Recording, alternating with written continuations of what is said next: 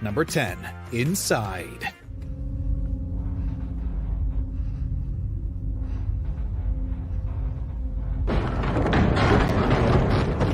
Number 9, Return of the Obra Dinn.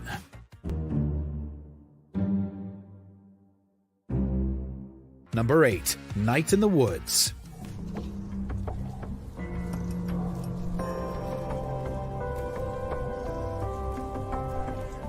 Number 7, Cuphead. A great slam and then stop. You're up. Number 6, Kentucky Route Zero, TV edition.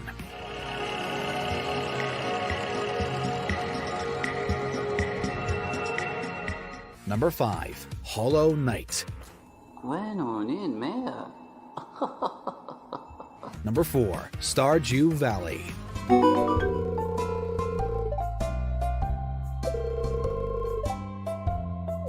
Number 3, Celeste.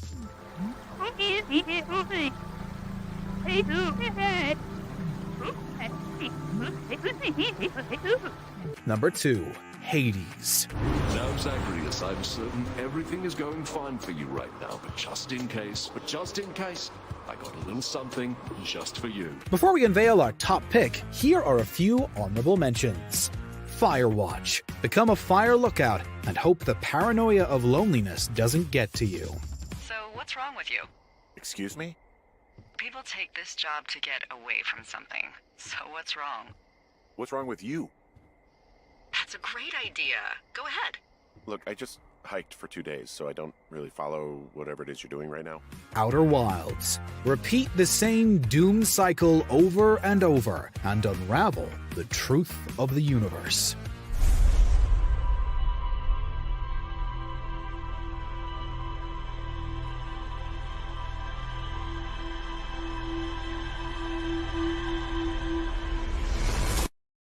Spelunky 2.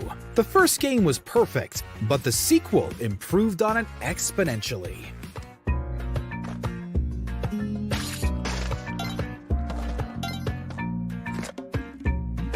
Number 1, Disco Elysium, the final cut. What you have in your hand is a truly hideous necktie, with 4 or 5 different patterns.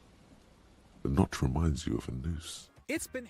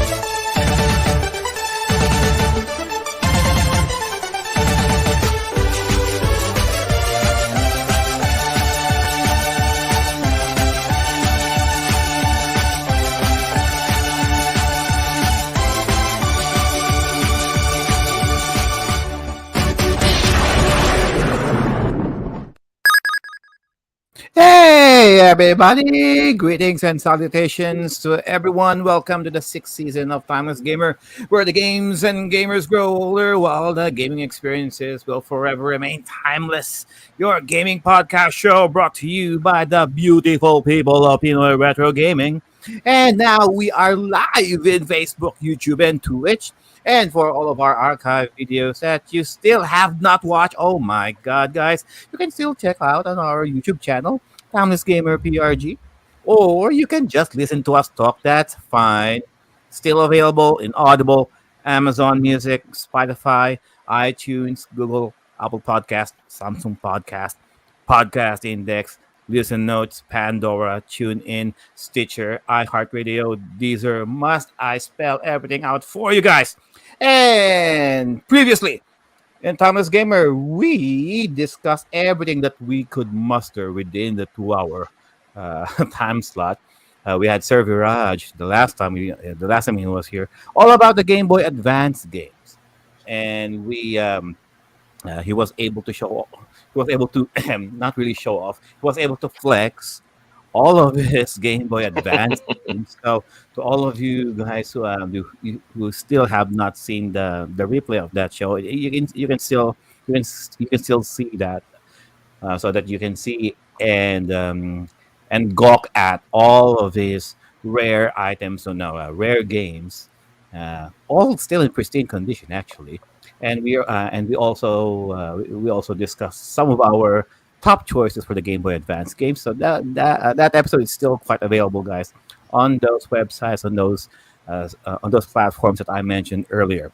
And for this episode of Timeless Gamer, it's all about the indie games, which is this is like what 58 episodes in, and now we're just discussing the indie games.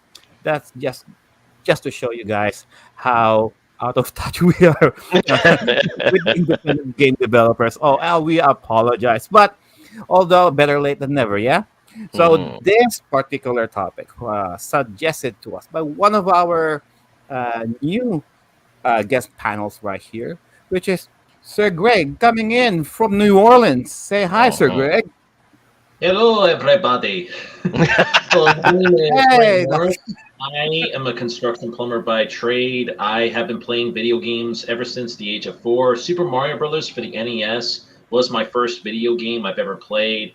Introduced me into the world of gaming, and a couple of years later, I would play Sonic the Hedgehog on the Genesis, and those two franchises I still follow to this very day. Mario showed me this how fun simple gaming can be, whereas Sonic has always been my Dragon Ball Z. It has shown me how fun and epic gaming can truly be. So, and since then, I've been bouncing kind of everywhere in the gaming scene. I did come up with the idea of doing an entire podcast on indie games. I've been playing them ever since the days of the Xbox 360, and I've been falling more and more in love with them as time goes on, and kind of straying further and further away from the bigger AAA games as a result. So, hello, it's great to be on this podcast. All right, wonderful, excellent. All right, continue, Joe. Thank you so much for that very short, and I wish a little bit more about Sir Greg's gaming history. But we will talk more about Sir Greg. We'll know more about his gaming preferences once we go with the show. And how about Sir JDM right there? Hello, one Demarcus of 123 Go. I'm sorry if my voice is acting up because I had a sore throat. Few days. And maybe because after playing That's where it starts. WrestleQuest, after playing WrestleQuest yesterday, WrestleQuest. 2 days ago, where I impersonated Macho Man Randy Savage. Oh This is very yeah! yeah. All right, thank you for that, Sir JDM. And representing our brothers and sisters from the Pinoy Retro Gaming Facebook group, we got page name required, Sir Jansen, returning back to the show. Hey, welcome everybody. Here, I'm page name required, representing Pinoy Retro Gaming, and yeah, we'll be discussing more of Mega Cats later on. So stay tuned. All right, So, so what Sir page name Jansen, is truly required? Oh yeah, definitely. there's a story That's why the- his name is like that. Yeah, that's Yeah. it's pretty innovative actually. The way that he titled his page. So it's very cool. Yeah. I like it. All right, Joe, Right. continue. So Sir Jansen right there. As all of you guys know, Pinoy Retro Gaming is also associated with Mega Cat Studios, one of the indie game developers out there.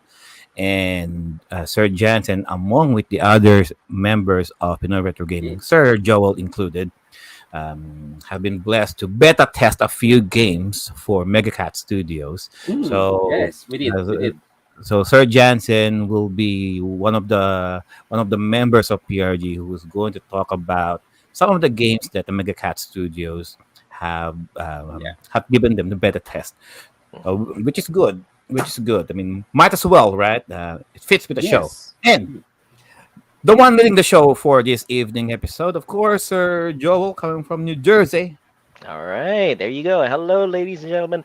Good morning, good afternoon, good evening, whoever you are, wherever you are. This is the Pinoy Gamer Abroad of the Banyaga Native Facebook gaming channel, also on twitch.tv and on cake.com, the brand new streaming platform, saying hi. And I think I should already change my appellation to the half century gamer because 50 years old. What can I say? I've seen it all come and go, and I'm extremely happy to be here discussing indie games with everybody. Back to you, Joe. All right, all right. So, before we proceed with the actual meat of the show, guys, let's do some gaming news. And the latest gaming news that I don't know. I'm not sure if it's I'm not sure if it's a surprise or it's news anymore. It's not even a surprise to anybody. It's no surprise for everybody, but apparently, Nintendo is asking Valve to get rid of the GameCube Wii emulator called Dolphin. You know Dolphin, guys. Yes. So basically, Nintendo wants Valve to get rid of. Well, not really get rid of. What's the best word to describe that?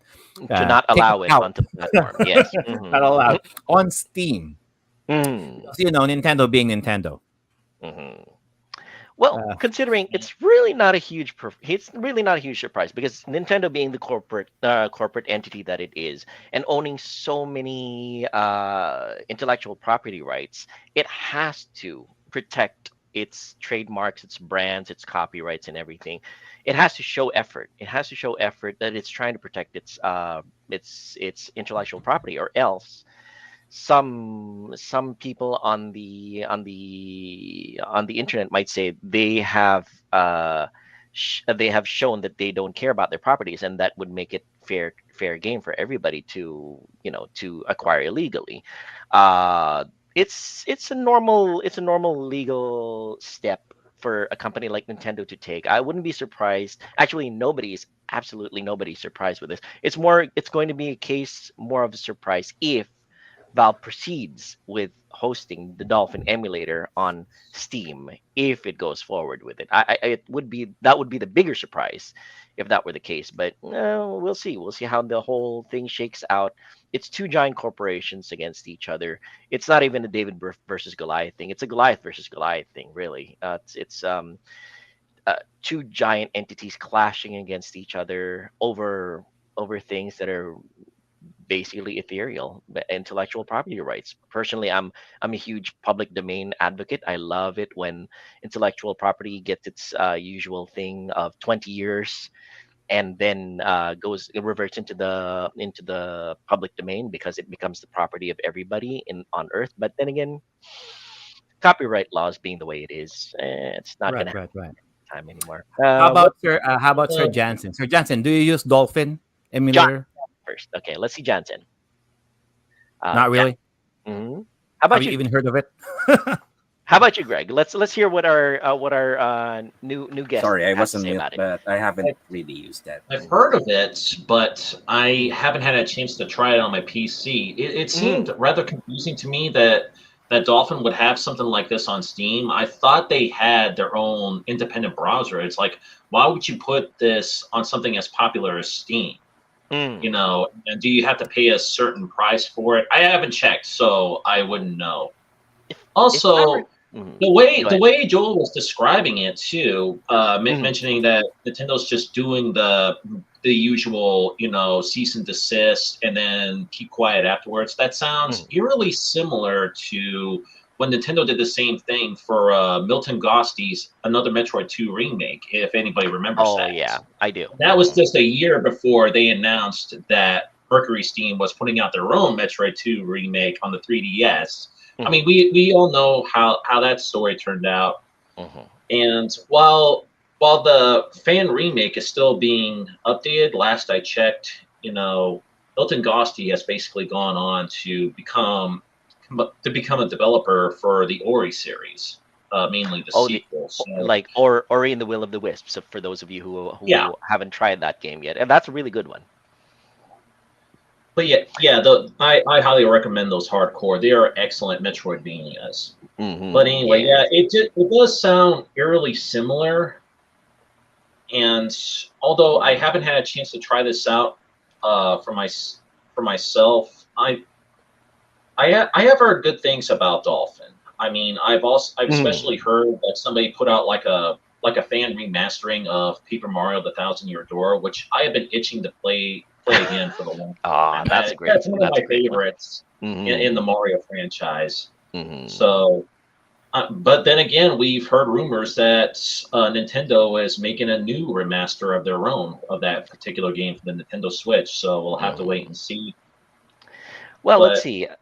I mean, in the end of it, like I said, it's corporate shenanigans, if you ask me, Greg. So yeah, we'll see how that turns out. I'm curious about what JDM has to say about this. JDM, I know you're not really big on Nintendo being an action stealth kind I'm of guy. sorry about Oh, that. no problem, no problem. What's your opinion on this, JDM? I didn't even know that Dolphin is being uh, it's in Steam. Mm-hmm. Is being uh, is this are they um, like selling Dolphin Well, on Steam? Dolphin is the emulator. Last I Yeah. recall, when I was trying it out on, I think RetroArch, I'm not sure. Or I think it's just a standalone app. It does emulate, you know. Caveat for the audience, both on video and on audio, we do not condone acquiring your software illegally. We always advocate a legal acquisition of your software, but we do not condone such actions. But if you were to do it, then we disavow any knowledge of your doing so. So yes, it is an emulated. Disclaimer. You did disclaimer. Yeah, There you Disclaimer, go. Yes, disclaimer. exactly. Disclaimer. We do. It's an emulator that runs GameCube games and mm, Wii games, if I remember correctly. I tried Yeah. Dolphin with a GameCube game called Batman: The Rise of Sin Tzu, if I remember correctly. It's an old Batman game that has Batman the Animated Series as a feature. So it ran pretty well. I guess they were really trying to reach out to Steam to try to get the emulator to a wider audience. Not because not everybody had a GameCube. Not everybody, although I can arguably say that everybody had a Wii. So the GameCube was really one of those consoles that had not a very wide dispersal of distribution. So maybe that was Dolphins trying to get the library out to everybody. But yeah, back to you, Joe. What's your opinion on it?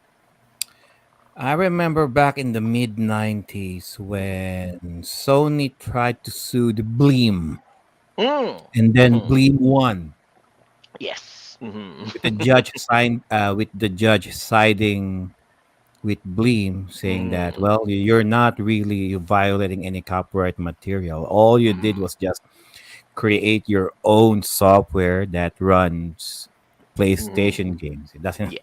I mean, I could have created a homebrew PlayStation game without commercially selling it. So who's to say, right? So that's the main argument Mm-hmm. that won Bleem the Yes. judge's favor at the time. Mm-hmm. But with this, ladies and gentlemen, there are still some gray areas in regarding using emulation, video game emulation. Mm-hmm. But Nintendo, as for the last few years, have been very adamant on protecting their intellectual properties, Mm-hmm. their first party games, and their third party games as well. Mm. Uh, Sony and Microsoft are not really Sony, Microsoft, and even Sega. Well, they're chill. I mean, if anything, that is Well, I think the Sonic fan in. games speak for how the Sega community Mm. that responds. They've been pretty much lax the whole time with the Sonic fans making their own games out of the Sonic Mm-hmm. franchise. Yes. Right. Mm-hmm. So like even with the whole Sonic Omens controversy, there really hasn't been a whole lot of there really hasn't been a whole lot of reaction from the studio. Which for those who are unaware, Sonic Omens, the whole package came out yesterday, but beforehand, it stirred up a lot of controversy when they were trying to sell a Patreon page on this particular fan game. They were trying to make a profit off of it, even though that's illegal as all hell. So, Oh yeah. sorry for the language, but yeah. No problem. No problem. Sorry, children. And Okay. and going back to Nintendo, Mhm. I mean, I think everybody has already made this same statement as I'd be making here, but this whole issue with emulation wouldn't be so big of an issue if Nintendo can put their entire backlog of video games available from all these consoles. I'm sure Right. Nintendo Switch Right. Online is a Right. fair step in the right direction. Right. But Right. all these games Completely are coming agree. out on drip feed. It's like there are still so many great games that everybody's itching to see. I've been itching to play the entire Super Mario Land and Wario Land games on the Game Boy Oh yeah. consoles. Mhm. So it's like, what's the holdup? You should have seen everybody nod their heads along with you, Greg, when you made that point that Right. Nintendo really Right. should make their catalog a little bit more available to everybody. Their back catalog is vast, and there's tons of great stuff back there. You should have seen Jansen nod his head off. I was half afraid that that his head was gonna pop Because off and how lazy. hard he was nodding his head. Maybe they're just lazy. I mean, who has the time for that? It's just Dan Faulkner, one of our co-panelists here, sadly could not make it today to our today's podcast, but he has an amazing comment here in the chat. He says, "I think the difference between Bleem and Dolphin is that some of the code / BIOS in Dolphin Yes. does belong to Nintendo." That's I think probably that's one of the probably reasons. the main issue here. Yeah, I think that. And Blim does not use Sony's BIOS. Well, definitely. Well, they probably Bleem, I think, probably ships with. Well, actually, does it? I'm not sure. Bleem ships BIOS less. A lot of the emulators come out and say, "We're not going to provide the BIOS. You guys take care of it yourselves. You know, There if you you guys go. want to use our software, download it yourself because you're responsible for getting the BIOS and installing it. But we're providing you this software that is capable." Without you just have to get the BIOS yourself anyway. So that's yes, Joe. Go ahead. Well, I mean that's the thing. So I think everybody pretty much said what's needed to be said. I mean, with Nintendo shutting down the eShop for 3DS, now all you had is just a Switch. Nah, yeah. And You should have seen the and complete between the Switch being the video better on that when he the tried to better lump hardware, the right? entire backlog of 3DS and Wii U games before before they closed down on the eShop. Has anybody caught that? Sorry, say that again. That last part, Greg. I think you faded out. I'm sorry. You should have seen the completionist video when he tried to buy that entire backlog. Oh yeah. Oh yeah, video games before the some, eShop closed down. somebody had the money to do it. Oh yeah. Yeah. And he had it stored on a hard drive for archiving purposes, which is a very admirable thing. I think he was going to be donating to a museum or something, right, Greg? I think so. Ah. I had to watch the video game, but yeah, that was just crazy. The way the whole process he did to archive all those video games, different hard drives and SD cards, and it really just it's not just for the dedication of a true Nintendo gamer, but this kind of goes to show how far hardcore fans are willing to do to basically store their very favorite games. Agreed. How hardcore they can be in collecting. I don't have that kind of money, unfortunately. So I basically just try and take what I can. But I do commend those who try to make that extra commitment. Agreed. In the name of preservation. Another let's see, another one of our other panelists who could not make it today due to work commitments is Viraj Kathwadia, who says in the chats Oh, this is a little bit of news that we can probably talk about a little bit more into the future once more details come out for it. It's he says about Yuji Naka went to jail for abandoning his son back in '06. That's the gaming news as of late.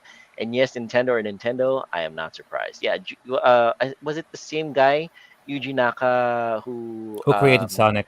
Sonic, yeah, and I think Yeah. it was because of insider trading that he might have become incarcerated for. But we'll get more details as that develops. But right now, we'll pass it back to Joe, and then we'll get to the meat and potatoes of the podcast itself. All right. Thank you for that, Sir Joel. Sir JDM, let's say hi to the chat tat tat. How you Mhm. all doing today? The backbone of the show, Sir JDM. All Who right. do we have down there? Yes, we got Eris Arvidiwa of Almodski Gaming Mhm. saying good morning, good evening to the panel board. Mhm. Panelist, I mean. Uh, we also got um, Don Faulkner who cannot make it to Mhm. the show, as well as Viraj Katwadia. How are you guys? Mhm. And we also have Rosello Reyes of Risk Place. He said Yes. he just finished playing Kudzu, which is another game from Mega Cat Studios. Nice. We have Cerces Gutierrez Atutubo. Mhm. He said that he's waiting for Blasphemous 2. Mhm. Looks nice. And we also have one of our panelists here in Timeless Gamer, Eileen Tadeo, also known as Enslin Porter. Mhm. She said she remembers Bleem, and they even had a CD installer of Bleem back then. I did too. And I did too. I did too. Yes. also here on Twitch, we have Baruna Royka, one of our regular viewers here on Timeless Mm. Gamer. Thank you so much. And Sir Paul 24, he says, as much as I am more of a Nintendo guy, I hated them for doing such. Mm-mm. Yes. Sir Pao Well, is also one of our one of our panels panelists. here Hmm. in Timeless Gamer. Yeah, sad to say he And I probably couldn't. also see someone named 123 Go Retro Yeah, commenting that's. about the preservation of Mm, the So 3DS game. meta. So meta. I know it's so meta. The 123 Go Retro is also JDM. If you guys, if you for those of you who are listening here on the in the audio portion of the podcast. All right, Joe. Let's get to it. Okay. I think we're good. So I'm gonna shift the program now to Sir Joel. So he's going to lead us for the show, which Hmm. is indie games. So a little bit of a quick personal anecdote regarding the indie games. Uh, I always know them as homebrew games, Mm. and I only got a notch of the term indie games during during Yes. the initial release of the Sorry. Xbox 360.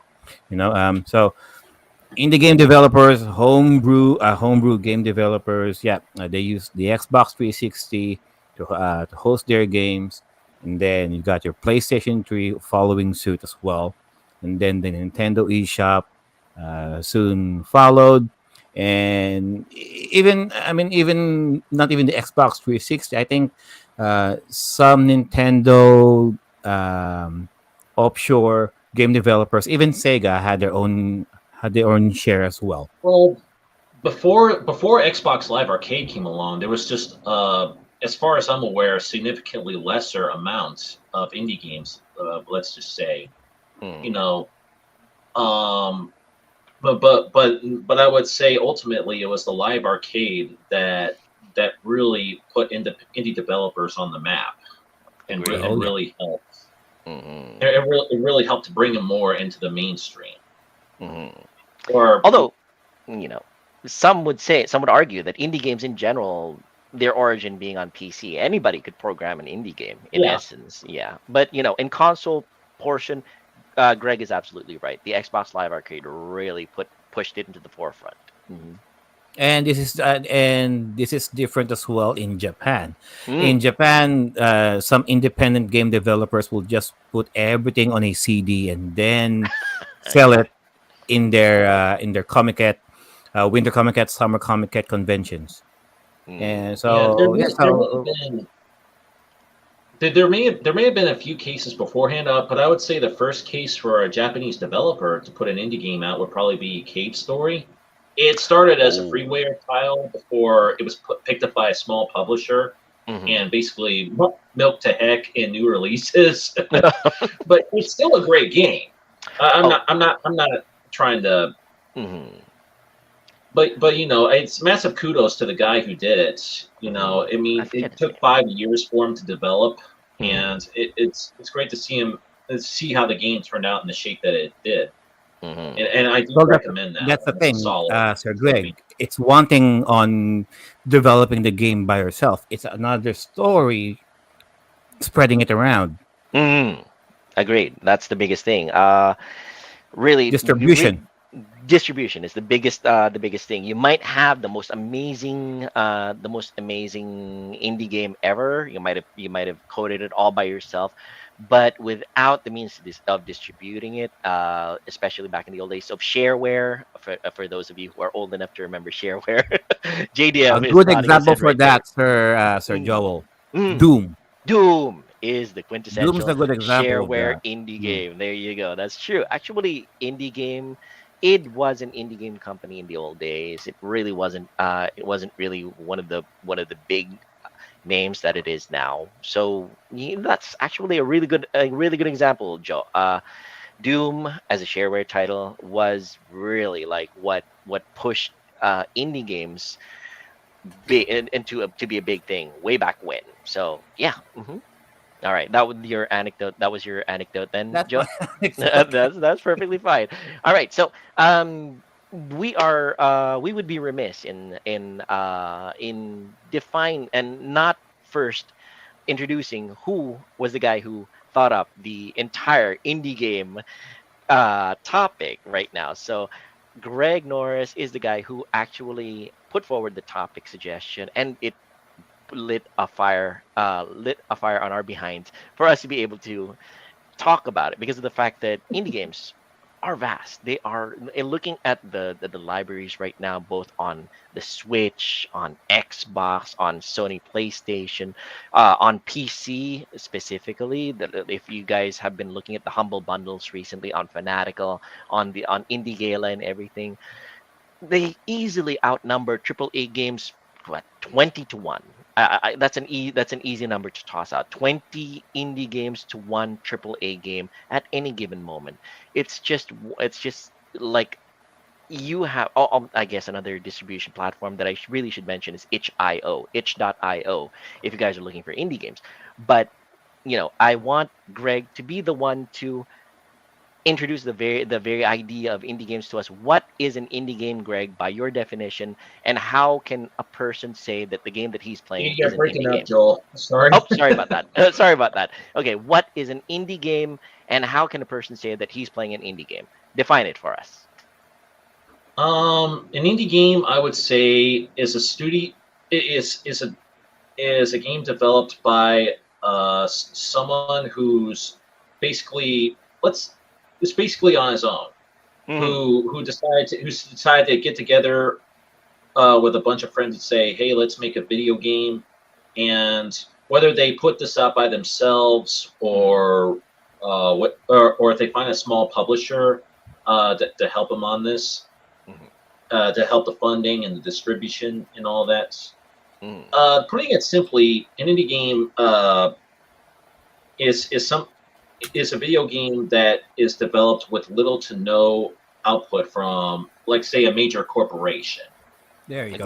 Like Activision or EA or such. Yes. And most of the time, these indie games are done with better passion, with dedication, I should say, and these people are more vocal with the community as well. They're looking for feedback, wondering how can they make this project better, and still staying on the line even after the game comes out and saying we'll fix this as soon as we can. At least that's what it is today. I know back then you put out a video game, that was it. You couldn't go back and fix it. You know, Yeah. but now with digital technology, you know, the way it is today, Mm-hmm.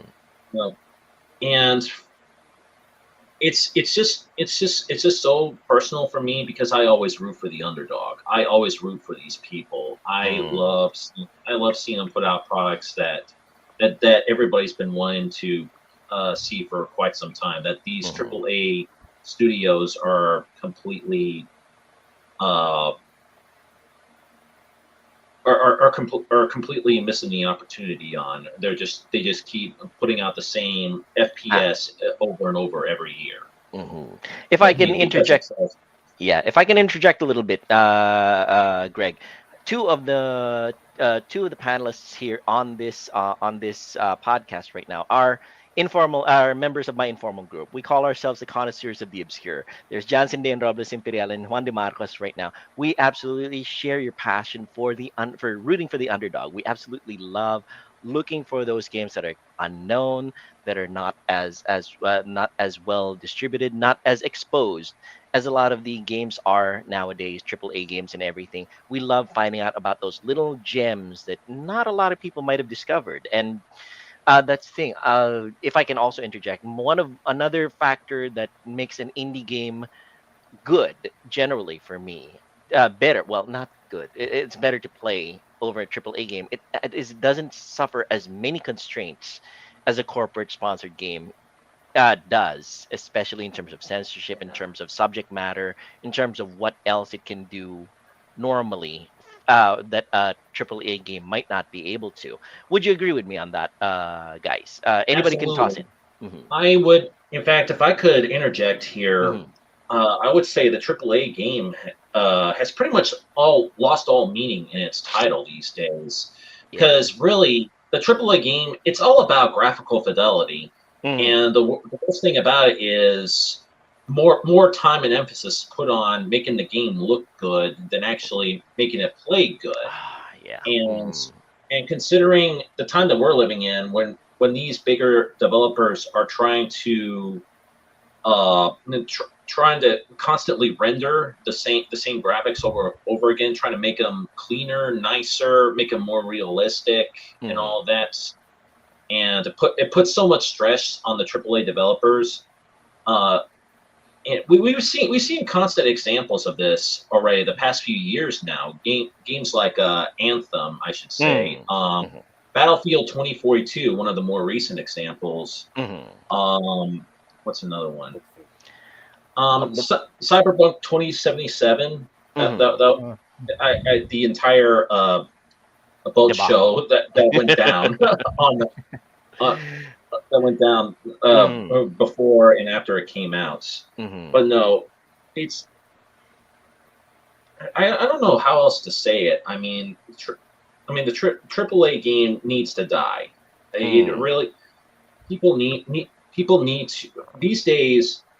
It shouldn't be about graphical fidelity anymore, Hmm. especially since now we have all these different indie games that are basically pushing production value through an artistic level. Hmm. You know, they're making the art style stand out more than the graphics themselves. I mean, these AAA developers should follow suit. You know, I would bet you dollars to Sapporo light Hmm. beer. I mean Sapporo beer, I should say. I'm sorry. Yes, Sephora beer. Yeah. Yeah, with this whole open world game craze that's been going on the past decade. Well, not. Mm. I mean, since Breath of the Wild, I should say.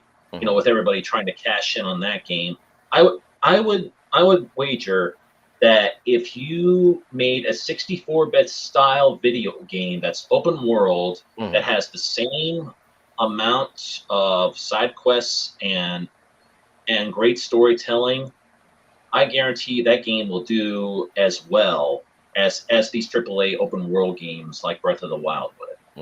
Completely agreed. It's another example that I can toss out right now of a AAA game that is that really was hoping to make a splash in the market right now, but didn't. Is a game called Redfall that got recently released by Microsoft. in cooperation with Bethesda. I'm not quite sure if anybody else is familiar with it because on one sad thing about Oh, hang gamers on, in hang on. oh We got news that says Nintendo is issuing a cease on desist on Sir Greg for dissing Breath of the Wild. yeah, there you go. I actually would not put it past Nintendo to do that. Well, the thing about it is, we're talking about no, that's fictional. Right now, we're talking about Redfall. Sad thing about Filipinos is that we're not really big on the Microsoft ecosystem, the Xbox ecosystem. I'm sorry to have to say. Filipinos in general are huge on Sony and Nintendo. Sad to say, not so much on the Xbox. So those of you who are listening and watching the podcast right now, most recently, there has been a game that came out on Microsoft Xbox and on Microsoft Game Pass called Redfall. It's a game in cooperation with Bethesda, the guys who actually did Skyrim, the guys who did the Elder Scrolls series. Uh, it's an open world not it's an open world game. Was it an open world single player and co-op FPS game that has for its concept you going into a town infested with nothing but vampires, and it's a first person shooter style game where you fight off vampires and try to take back the town. It was basically their version of trying to fight against a game like maybe like what was the game that is it's most closest to Valorant, like Valorant, a little bit like Valorant. So it was a big thing that they were hyping up everywhere, but when it came out, it really face planted. It just fell flat on its face. Reviews were brutal for it, and it did not make as much money as they were really hoping that it would. So it to Greg's point, really, the AAA game portion is coming to the point where it is dying, like you're wishing for it, Greg. It's the indie game renaissance is upon us, and I guess the biggest thing that we can say about it is, well, God bless indie games. And let's for those of you who are for those of you who might not be very familiar with the kind of indie games that we like, how about we start introducing the kind of indie games that we have been playing lately, and you guys might be in agreement with the kind of games that we like. So let's begin with JDM. Wanda Marcos, let's find out, have you been playing any indie games lately, and what game is that one? Yeah, the most recent indie game that I have played, it's not a complete game yet. Uh, I played Wrestle Quest from Mega Cat Oh, Studios and nice. Nice. Skybound Games. They're the Mm. developer, Mhm. and Let's have Joe it's toss up a little bit of the footage of WrestleQuest onto the screen. For those of you who are on our video portion of the podcast, you guys can have a look at the footage here. But JDM, please continue describing what WrestleQuest is all about and why you like it. yes. As a wrestling fan, pro wrestling fan, I forgot to mention that about Juan Marcos. He is our hugest, one of our hugest wrestling fanatics, by the way. Mm. All oh right, continue, yeah. JDM. Yeah. Yeah, WrestleQuest is a turn-based RPG game. I thought it was an action RPG game, but it Hmm. turns out it's a turn-based RPG game. Hmm. Um, you play as an independent wrestler named um, Randy Santos, also known as the Muchacho Man. Randy Santos. The Right. Muchacho Man. Actually, they are toys. They're not real life. They're not real. They are just Really? Oh no, toys. that is Yes. innovative. I like that. And as a kid, Randy Santos idolized the Macho Man Randy Savage, Hmm. No and kidding. yeah, right. And yeah, it's a turn-based RPG Hmm. with a touch of pro wrestling, and the gameplay is similar to if you have played Mario and Luigi games in Superstar for Saga. the yeah the Superstar Saga, it plays like that. Also a Ah. little bit of Super Mario RPG for the Super Nintendo. It actually So Mario plays like RPGs. that. Yeah. Mm-hmm. And the thing is that it has a lot of Easter eggs Mm-hmm. relating to pro wrestling. So you have characters that are like they pay tribute to the real life wrestlers. These two characters here, the one on the right side, they are also part of. They are some of the main characters aside Mm. from Randy Santos. I believe uh, s- they are giving tribute to Bret Hart and Owen Hart. Okay. Yeah. They are from a different wrestling company in Mm-hmm. this game, Okay. so they're like from a different area.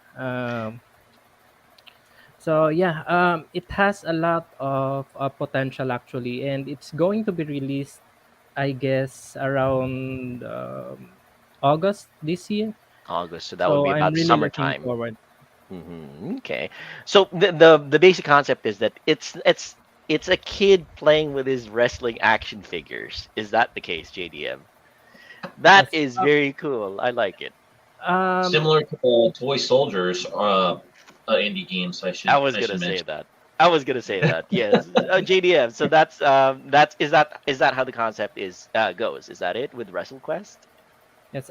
It's they are living toys. There's no indication whether someone is playing it, Mm-hmm. but like just like Toy Story, they They come become to life. alive. They come to life, Okay. and Mm-hmm. um, this one of these toys here, Mm-hmm. as Randy Santos, Mm-hmm. just idolized Macho Man Randy Savage. So much that he Yeah. takes on that persona. Okay, that's cool.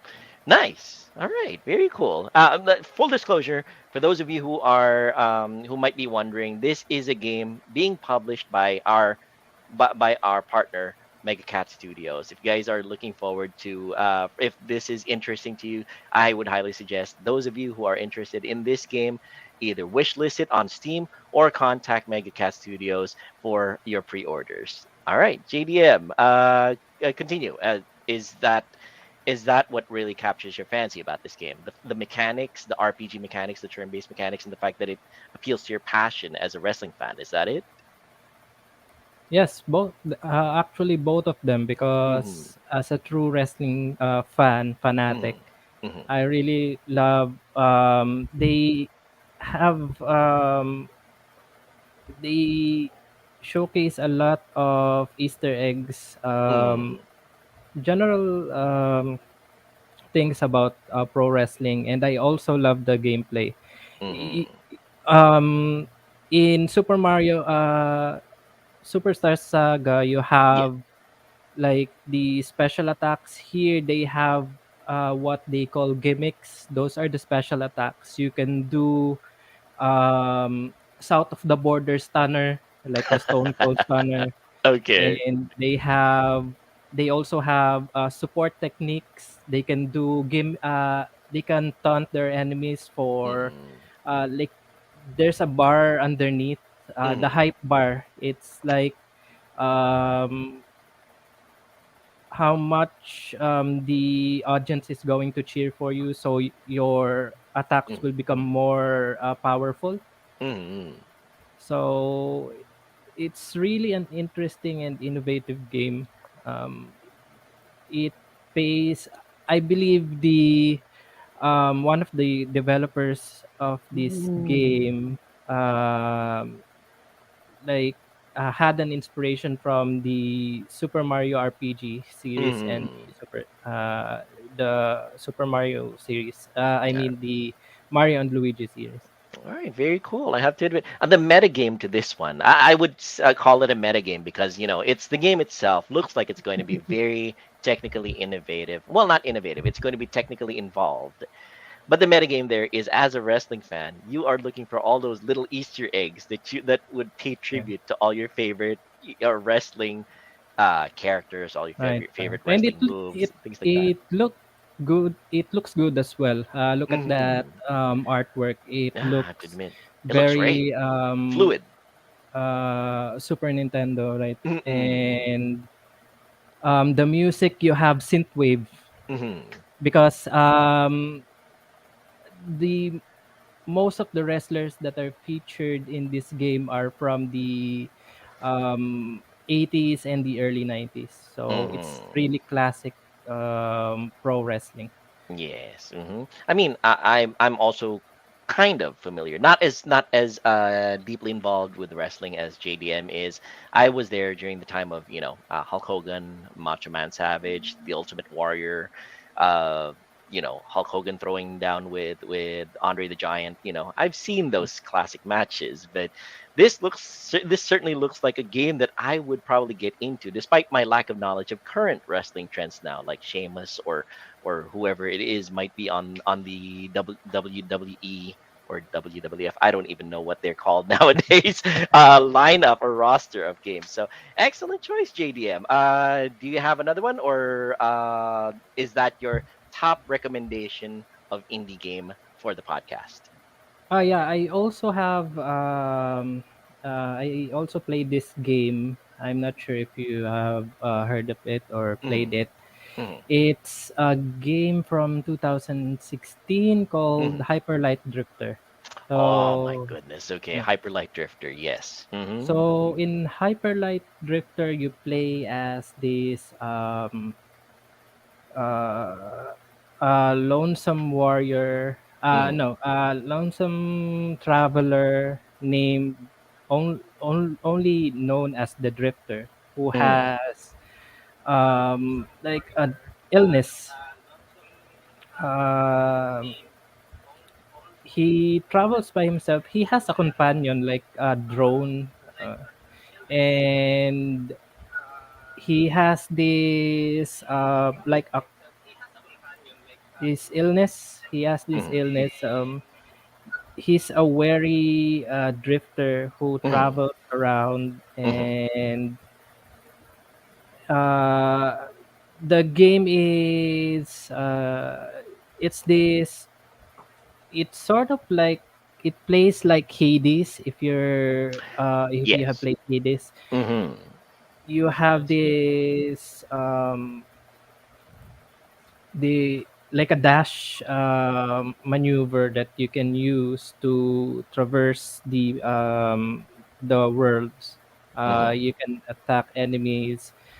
Um,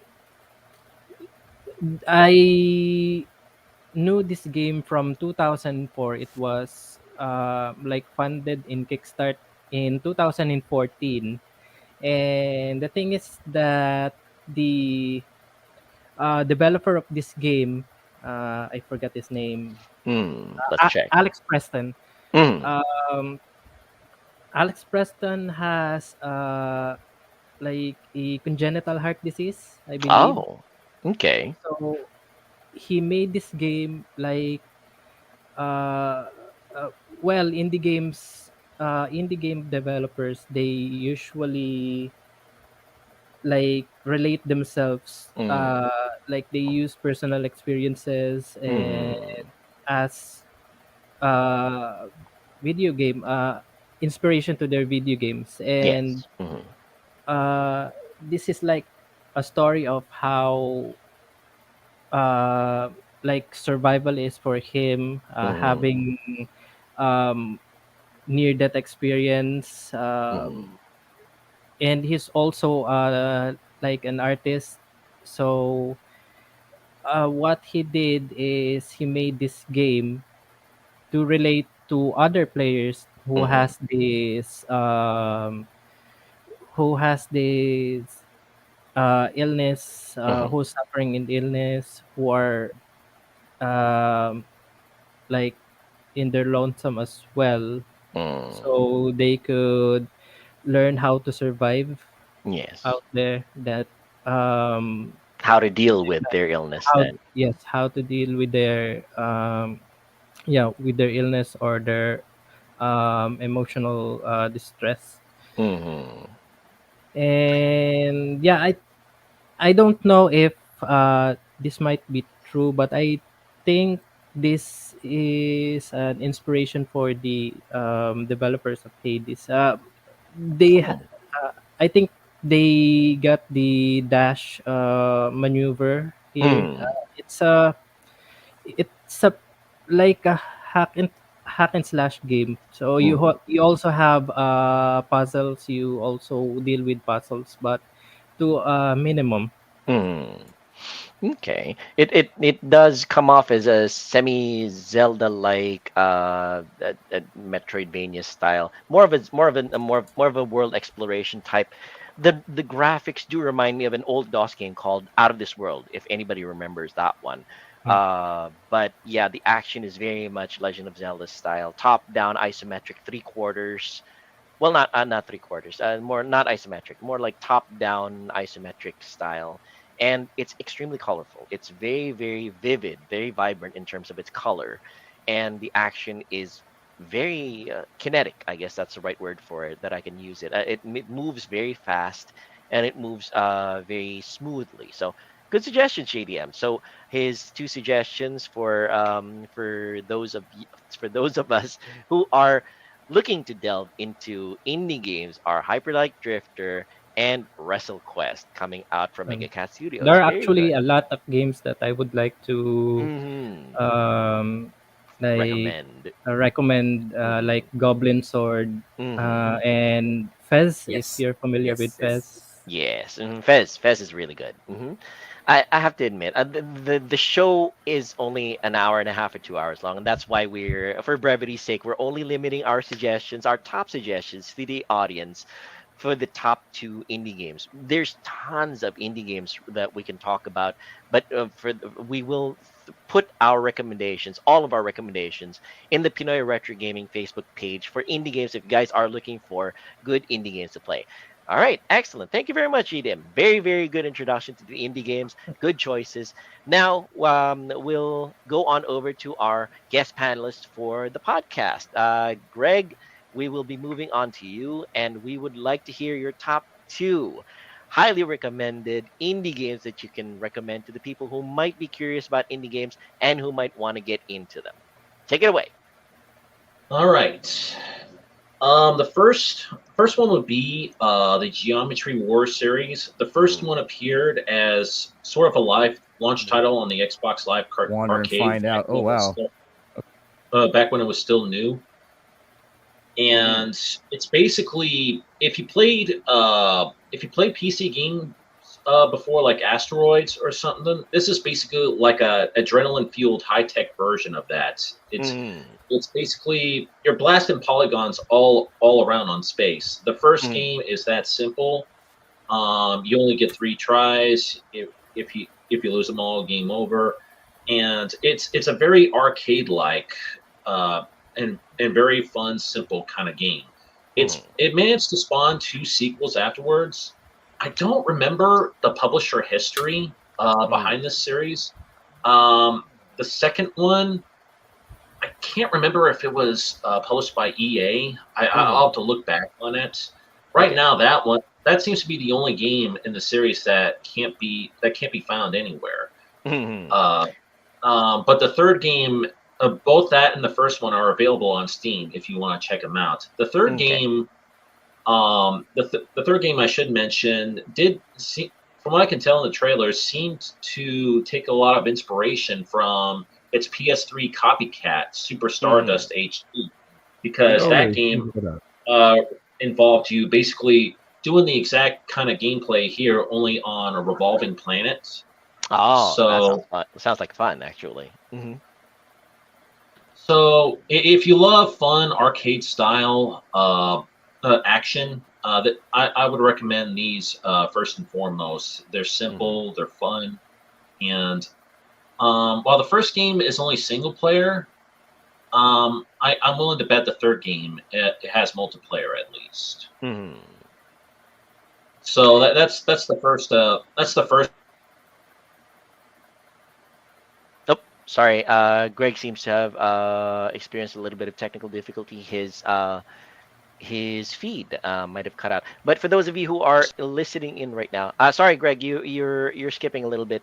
Um, for those of you who are listening in on the podcast right now, we are showcasing the graphics to Geometry Wars. They are very reminiscent of, if you guys are familiar with the old game Tempest. Asteroids or Tempest, very vector based graphics, the high illumination style, very very very bright line graphic style of Tempest or yeah, the asteroids. It looks a lot like that, except with lots of great colors, with lots of great explosions. For those of you who are into geometry, for those of you who are into that kind of thing, Geometry Wars looks like it is going to If be you're right up into your alley. geometry, try it out. If you have seizures or you have convulsions, don't play this game. Yes, I would say if you guys are prone to the, what do you call that, Joe? It would be more your profession, when somebody sees a lot of bright blinking lights. What do you call those? Light seizures, sensitivity. convulsions. That's it. Convulsions, I guess that's the right word for it. Yeah. Fair warning to those of you who might be prone to Light those. sensitive. Light sensitivity. That's Light it. That's the right word for it. Be very careful. Photosensitive. Yeah, Yes. there you go. Yeah. The photosensitive. Yes, that's it. Exactly. Be very careful of playing Geometry Wars, but it looks like you'd be missing out on good gameplay. It looks like a lot of fun. I would definitely play something like this. I initially thought this was a twin stick shooter like Robotron, but it looks like it should be manageable with just one joystick or one thumbstick. It does look like Tempest if Tempest is like Mm. 2D. Yes, if Tempest was not constrained to the tunnel, if Tempest could It's move not around constrained- outside of the tunnel. There you go. That's right. There you go. That's it. All right. So while Greg fixes his situation with regards to his technical difficulty, we will just wait for him to come back. We will be moving on right now to Mr. Jansen Dane Robles Imperial, Page Name Required. Jansen, let's hear your top indie game recommendations for our audience, both in video and on audio. All right. Something for the Mega Cat Studios. Actually, there's really a lot on the Mega Cat Studios that I. Okay, sorry about that. Can anyone hear me? Hello? Oh, there you go. Welcome back. Welcome back. All right. Sorry about well that. My no problem. phone glitched out there for a while. No Sorry. problem. Yeah. Well then, no worries. We were just saying that while we were going to be waiting around for you to come back, we were going to be moving on for a moment to Jansen's recommendations. But if you're good, then would Jansen like to proceed, or would he like to Greg to finish up his recommendation? Let's ask Jansen. No, yeah. Go ahead. If Dan has something Okay. more, then you sure. Mhm.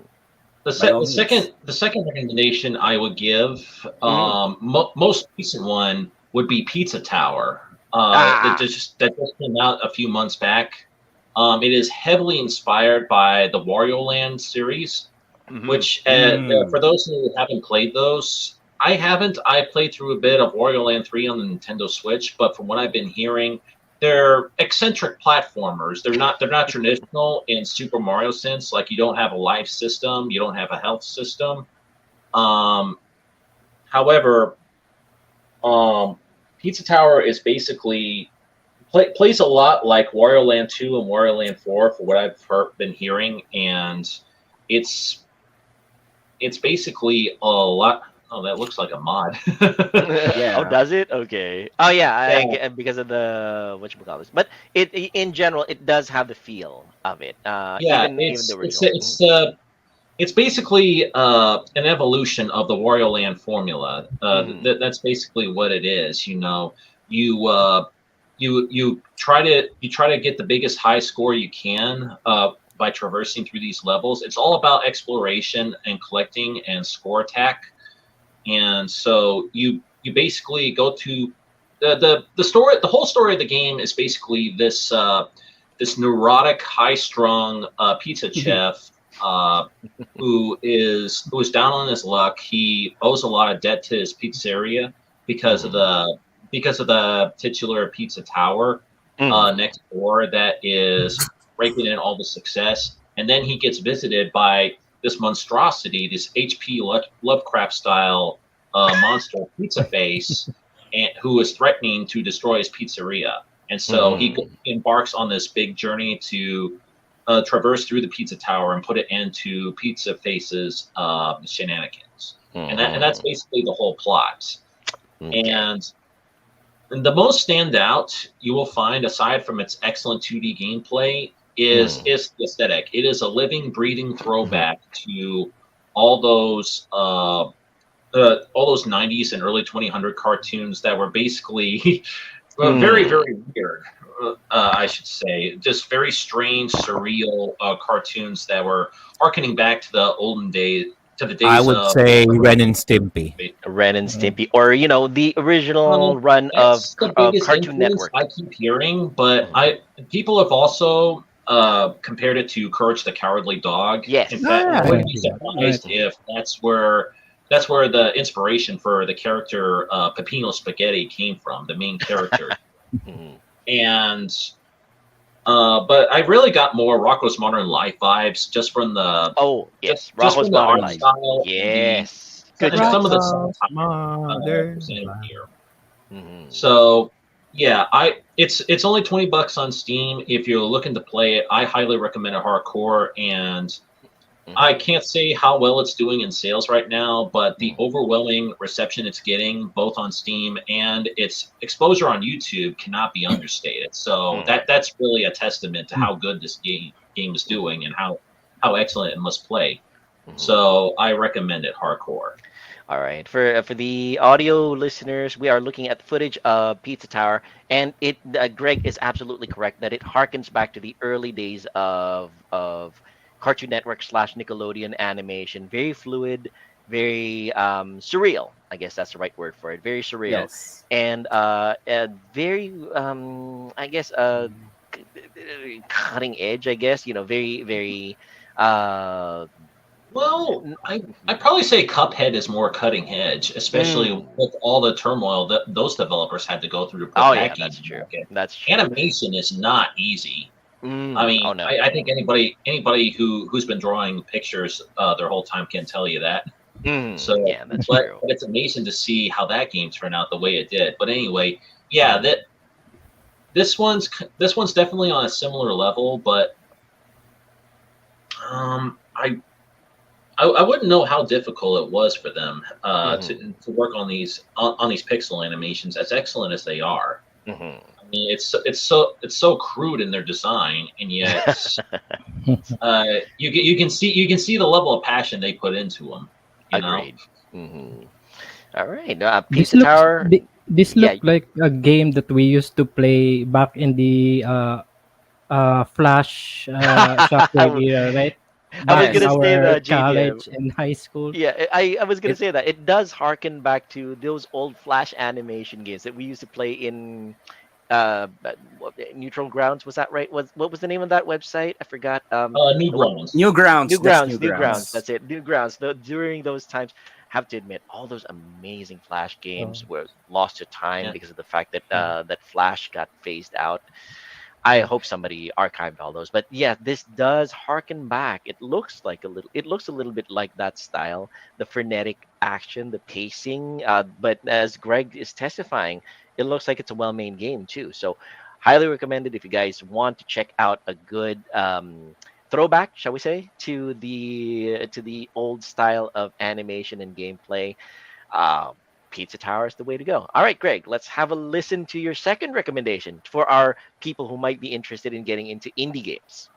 Oh, I thought Pizza Tower was my second one. Yeah, that's the was it? second one. Oh, yeah, that's right. That's right. Sorry about that. Okay, I was about to say, I've already recommended Geometry Wars and Pizza Geometry Tower. Wars. Geometry Wars, Sorry the about first that. one, Yeah, yeah. it slipped my mind because you went glitch for a moment, and I thought that got erased from my memory banks. But yeah, Pizza Tower is Geometry Wars and Pizza Towers. Great introductions, I would say, to the indie game scene. If you guys want alternatives to huge, bloated, multi-gigabyte games of the AAA variety, this would probably be the way to go. So, great suggestions, Greg. Excellent, excellent. All right, so let's move Pizza on to. Tower, it's like Mm.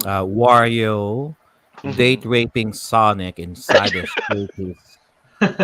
Something like that. Yeah, That's the well, yeah, it best. does have that That's the Sonic best feel anagram. there. Like I would say, it's more in line with the boost to win formula than anything else, especially Hmm. because it has a dash button. Oh yeah, yeah, So that's true. you basically have to learn what obstacles to jump over. If you want to speed run these levels, you have to learn what obstacles to jump through, what enemies to beat up in order to keep the pace going. Basically, and you Okay. should see some of the playthroughs on the videos on YouTube. Everybody getting the highest ranks in this game, the P ranks. It's pretty crazy to see the amount of stuff they can pull off. There's no way I can. I am currently working on getting the S ranks at least, but there's just no way I can pull off the highest score in Wow. this game. As Well, that is amazing as it is. well, that is the constant challenge that we gamers face. You know, you always try to do better, always try to get greater scores. Hey, and it looks like Pizza Tower is a good way to go about it then. All right, let's move on to Jansen Dane Robles Imperial, page name All required. right. Yeah, all right, All let's have a right. listen to what his indie game All right. recommendations are for the audience. Let's hear it. Okay. First one would be Mega Cat's World Championship Boxing Manager 2. Yes, there you go. Yeah. Nice choice. World Championship Boxing So Manager 2 by Mega Cat Studios. All right, describe it for us, Jansen. okay. World Championship Boxing Manager 2 is what you call this, more like if you're familiar with Monster Rancher on the PlayStation, Yes. but this one instead of training monsters, you'll be training boxers. Yes. So All right. Very cool. you can hire as many boxers as you can, manage them, train them, and yeah, sure. Most training have costs, so yeah, you should also have those cover, put them on fights, and yes, some of the boxers are also stressed rather. So yeah, you need to take care of them also. Yeah. So yeah. On this game, they have two features: the career mode and the story mode. In the story mode, there are some famous boxers featured, like Sugar Ray Robinson. Sugar Ray Robinson. What else? Rocky Marciano, and also some of the, I don't know why they include there, but there's Teddy Roosevelt.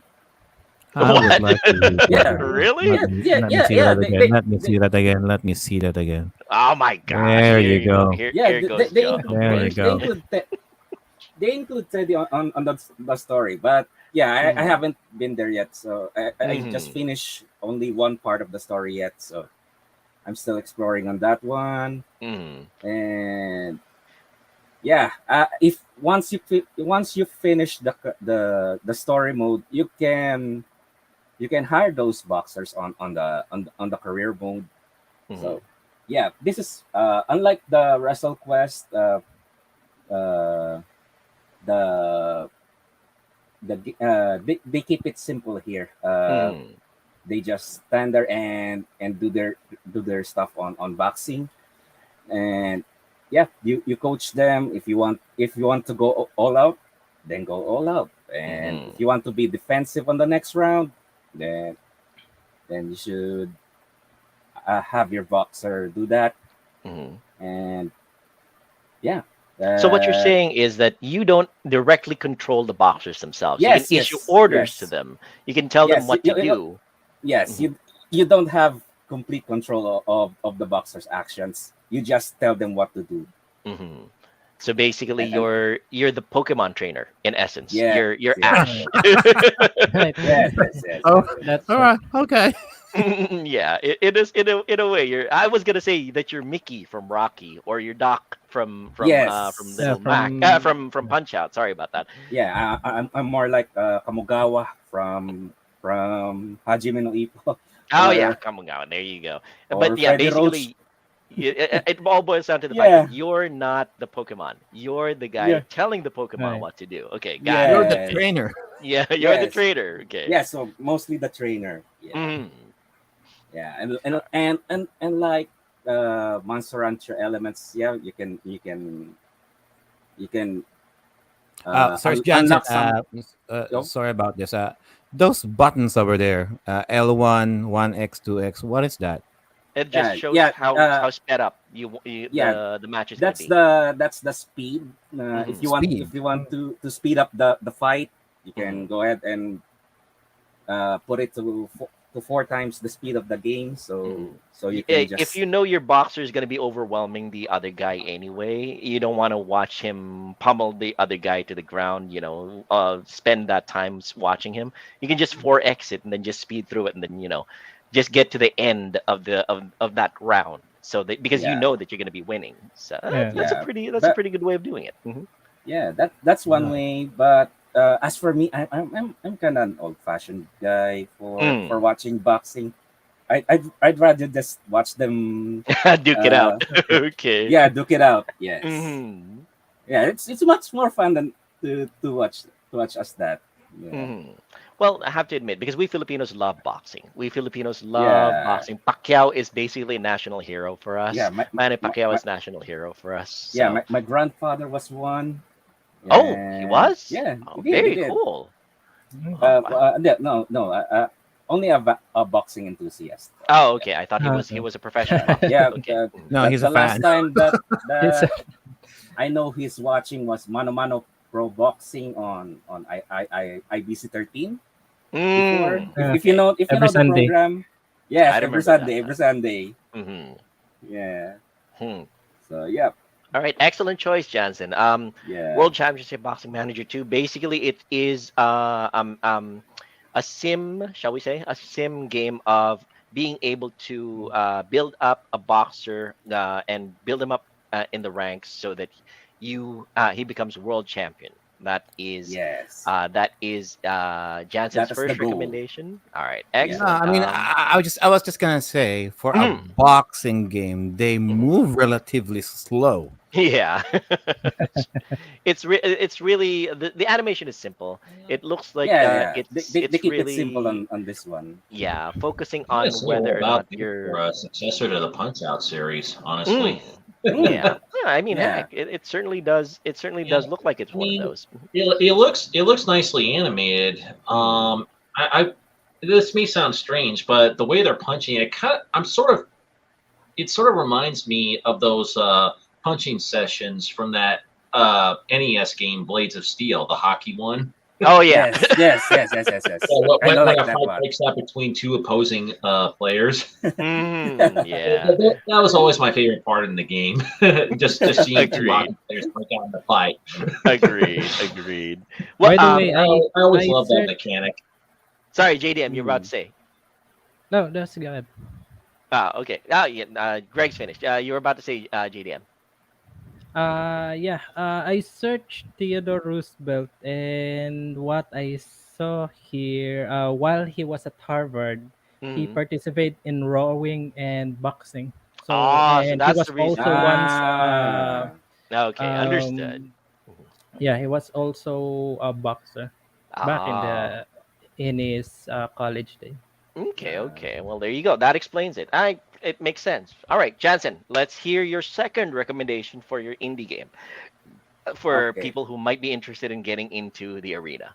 Hmm. All right. I was gonna say Factorio, Mhm. but yeah, but I'm gonna lean on the much underdog one, which Mhm. is Rise to Ruins. Rise to Ruins. Okay. Mhm. Yes, this is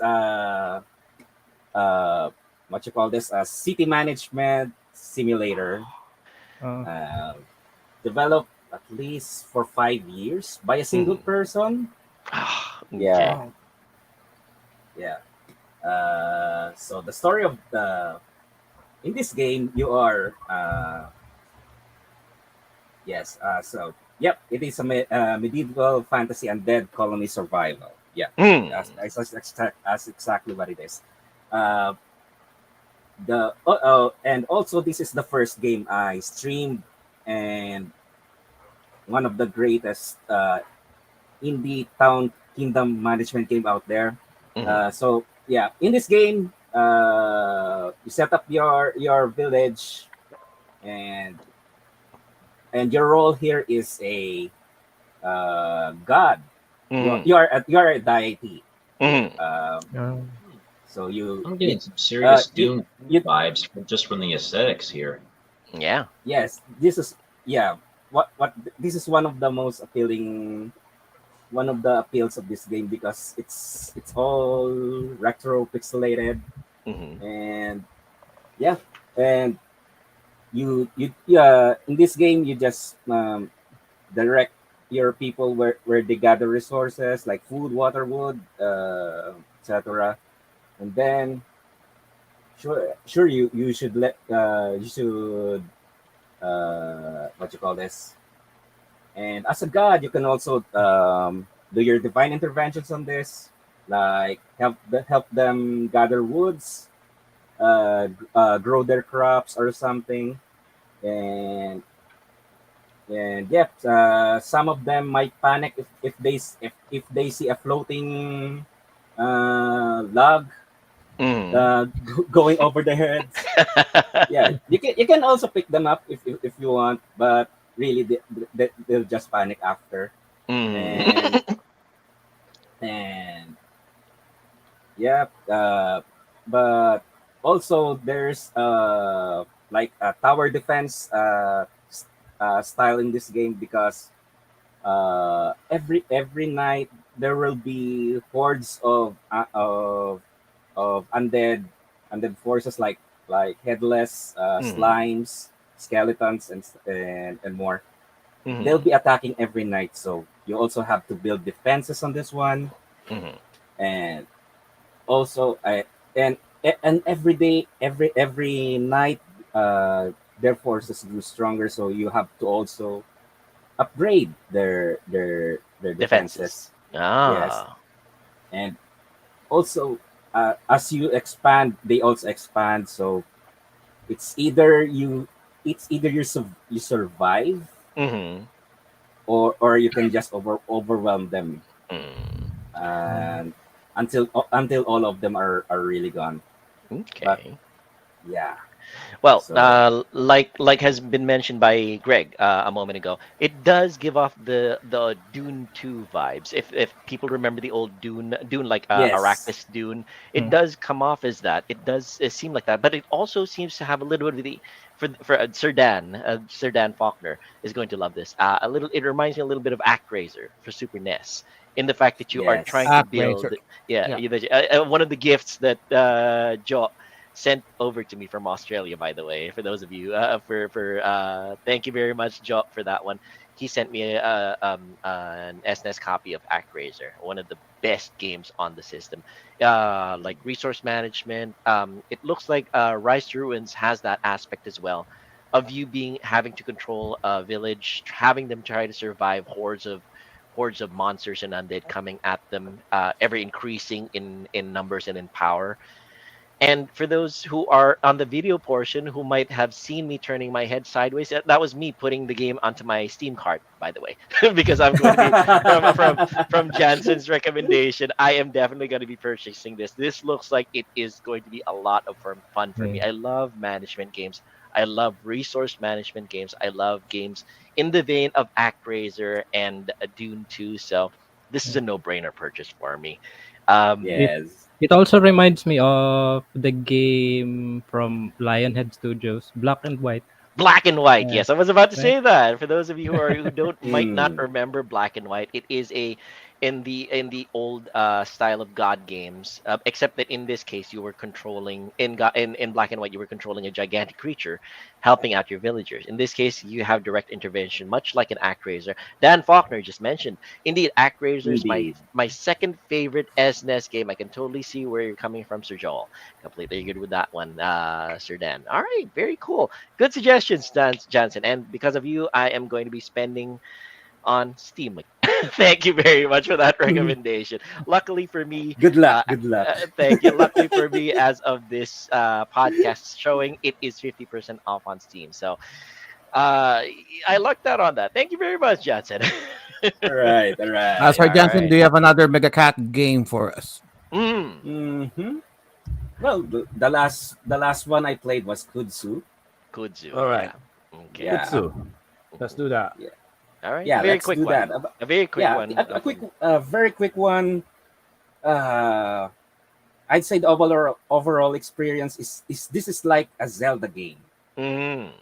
where you Zelda game or more like a Metroidvania game where there are some places that are not accessible at the moment, but Mhm. once you get the tools needed, you can go ahead and search for them and pass on them. So yeah, the set actually the kudzu is a real plant It's basically a was grass, right? yeah Mm. it's some kind of weed Mm. that originated in South Asia, Mm. uh, and then also imported in the North America. I think that it started as like a, how do you call this? Not really. I'm not sure, Mm. but Mm. yeah, the kudzu is more like a parasitical nowadays, and not much really contributing as a plant. So yeah, this game tackles the very plant, and yeah, there are some puzzles that can be solved here, like this one. Uh, once you get rid of the weevil, it will shoot out the kudzu and then open up the gates like that. And so yeah, as I said, this is more like a Metroidvania. I'd And say it's I would really go fund on this one mhm. because I really like the vibes of the game. And Yeah. it's coming out on Game Boy Yes, Game yes, Boy Original, right? The DMG, yes. right? They have it on the DMG soon. Mhm.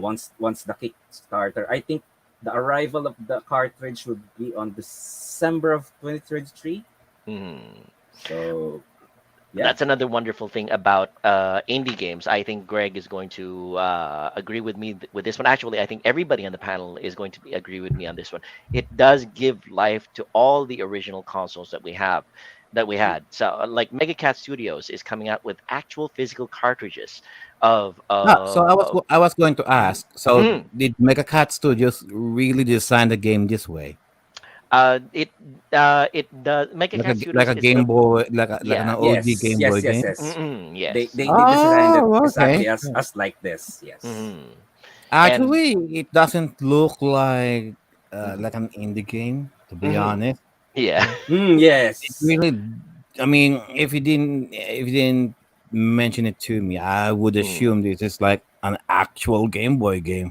Yeah, it comes off as a Yes. very professionally made Game Boy game, really, an original DMG Game Boy game, really. Mm.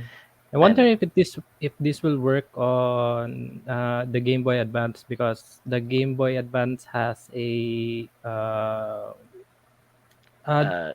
DMG Like DMG a board game. lockout. Mm. Okay, I'll tell you when the cartridge came out. Yeah, all right, there you go. Jansen is going to be giving us a special preview. There Oh, you go. okay. The actual cartridge of Kudzu coming Yes. to Kickstarter in 2023 Uh, and from Right. Tiger Cat Studios. Very cool. And I think everybody will agree with me the fact that it will give more life to our classic consoles like the Game Boy DMG, like the Super NES, like the Mega Drive. It all these amazing indie developers are also yes. developing for classic retro consoles. All right, so I guess I'm gonna go first before I pass it off to Joe for his choices. As captain, I will just toss out two very quick two very quick games that I have been playing recently. Let me just share my screen here so that hopefully it does show up on the panel. I'm sharing it with Joe right now. Hopefully he can toss it up onto the screen. The first game that I am going to recommend is a game I am crap at platforming games. I am absolute crap at them. But for a game like Rogue this, it's Legacy. called Rogue Legacy. If those of you who are not familiar with it, Rogue Legacy is a game that came out most recently on PC, if I remember correctly. Oh, sorry about that. The Is I'm this on Steam? Yes, it is on Yeah. Steam, and I I did play seem a to have. little bit of that There a you few go. years ago. Oh, there I you was go. recommended this game by my kid brother, Mm, and I didn't really get much farther into it though. mm. It's a very roguelike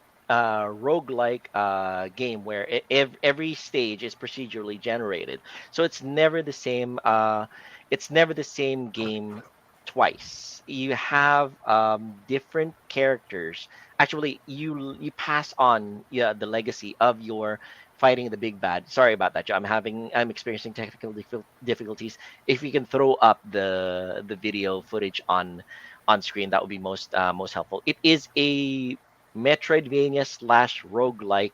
roguelike Yeah. game where you handle one knight who has both strengths and deficiencies. So one particular generation might have gigantism. So that character is twice the size of your normal character, but has a deficiency. He might have color blindness, so he might not be able to see different colors on the screen. So that is his disadvantage. So he might not be able to distinguish the different kinds of enemies coming at him. The enemy that might be coming at him, he might be figuring throws out fire, but it turns out that it throws out ice. So that is his deficiency. Every time that you die, every time that you die on this one, it's not a one hit kill though. It's not a one hit kill, so that you have your health bar right there that you can also build up as you go through every single stage. But you have it's procedurally generated. It is very rogue. It is very Metroidvania. Our fearless leader in Pinoy Retro Gaming, Mr. Bel Valenzuela, would absolutely love this game because it it comes across as highly innovative, highly varied in terms of gameplay. You are never going to be playing the exact same game twice, and I would say it's something that it is something that it will test your metal in terms of your reflexes and creativity in trying to solve the problem at hand. So you have your limitations, and that you are going to try to figure out how to get around the idea of trying to solve that problem. So Dan Faulkner did say, actually, first things first, Miss Enslin Porter, our co-panelist here, says, "Oh, Rogue Legacy got this free on Epic. Highly recommended, Miss Eileen, if you are looking for a good run and jump platformer roguelite. This is the game to try." And Dan Faulkner Yeah, says, "Rogue Legacy is such a clever concept. It's and it's exactly on the type of Steam. innovation which the triple A's are lacking," as Greg suggested. There you go, Greg. It's exactly the kind of innovation that we are looking for. So that is my first recommendation. My second recommendation in terms of game to try, if you are looking for a if you are looking for an indie game, is something that would be near and dear to arcade players' hearts. It's a game called Arcade Paradise. So those of you who are, I'm throwing up the screen right now for Joe to show. Arcade Paradise puts you in the shoes of somebody who inherits uh, a an arcade, shall we say. And all of these arcades harken back to the 90s style of arcade games. So you manage first. It's a laundromat, and Oh, this is at the the one back we room is an streamed arcade. lately. So you have to manage running a laundromat, and at the same time an arcade in the back of the laundromat. And it's all these mini games, but you get to unlock all these amazing 90s style arcade games that you will be able to play as you play through the game. So of course, laundromat management, very important for you to get your everyday money. But the actual arcade games that you get to play, let's just move that forward, will be more akin to the 90s style. The candy Yes. cabinets, the strike. All these amazing Gravatar style games, all these amazing Match 3 type of 90s games. You have to collect the money that people get put into those arcades as well. It's not a triple A game, but it feels like a triple A game. But it hits the two things that I love about indie games. The fact that the attention to detail about being able to have all these amazing homages to these arcade games, as well as managing your money, managing your time. Because much like a lot of the games, the management games, anytime you pass a certain time that you are working, anytime that you pass 2 a.m., if I remember correctly, if you pass 2 a.m., you fall down asleep and you can't do any more work anymore, much like a lot of other management games. So this is the game that I highly recommend to those of you who want a good balance of time management, resource management, and arcade game. It's a game called Arcade Paradise. It is available right now on Steam, on PS5, on PS4, on Switch, if I remember correctly. So that It's is two available. games in Two one. two If games you like mashed in one. arcade simulation and Mhm. laundromat simulation, get the Yes, game. very Yes. true, very true. That is exactly how I Mm. would really describe it. So those are my two games that I would highly recommend: Rogue Legacy and Arcade Paradise. And And my those arcade games are original as well, right? yes, they are original. They So they uh it's they are not just feel uh, two games, it's like multiple a games lot of in games. one. There's Yes. Yeah. mhm. Yeah, there's a lot of gameplay in there. So Yeah. I I So, saw so indie the games I inside an yeah. indie game. in India, yeah, that's true. That's Yeah, true. How I saw very Sir Indie Joel section. played this earlier. Mhm. Yeah. More There like you go. 30 games online if you're playing all those arcade games at once. So Very yeah. true. Very true. Yeah. Very true, Greg. All right, so I'm passing it off to Joe, and it's going to be his choice whether he's going to be tossing out his choices or if he's going to be putting forward the videos of our co-panelists who could not make it today. Joe, take it away. So let's put on the videos of some of uh, uh, our panel that who are not able to join us for this episode. So we got Miss Charlene, Miss I, and Sir Dan, who submitted their video testimonials in regarding with their chosen indie games. And I would like for the guys right here, right now, to give their thoughts depending uh, on their opinions about the games that being discussed by Miss Eileen, Miss Charlene, and Sir Dan. So let's start off with the shortest one. We got Miss Charlene and her game of choice.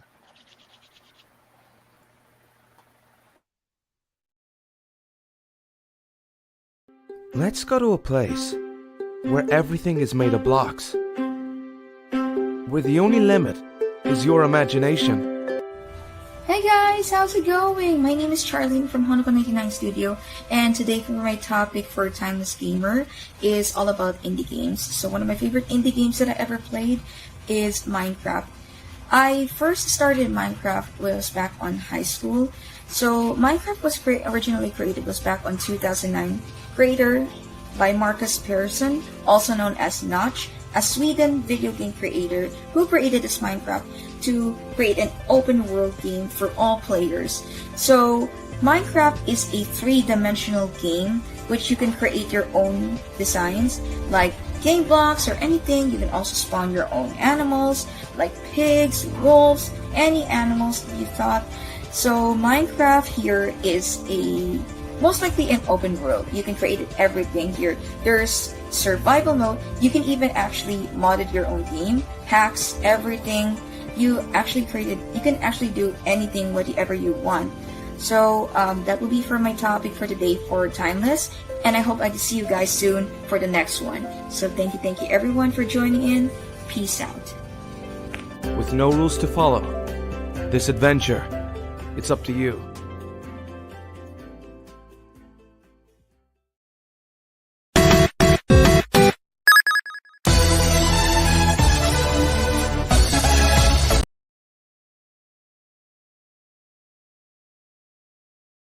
Okay, so my pick for the indie games. Okay, Shadowrun Dragonfall. Okay, it's a Harebrained Schemes 2014 follow-up to the excellent Shadowrun Returns, which came out the year before, which is a murder mystery isometric RPG.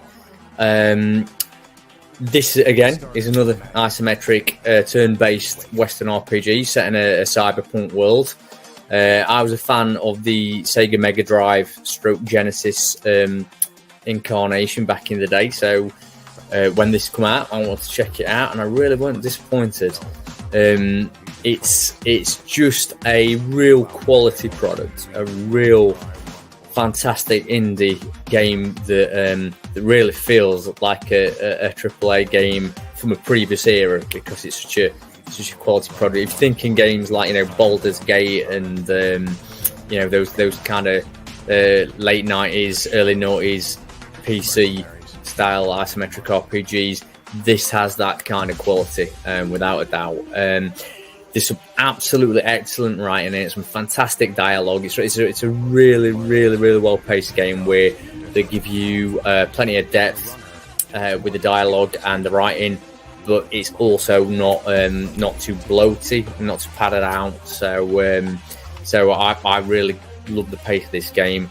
It's got some really interesting and excellent character builds that you can experiment with. Shaman, hacker, samurai, all the stuff that people who are familiar with Shadowrun and that type of series. There's all that there to get stuck into.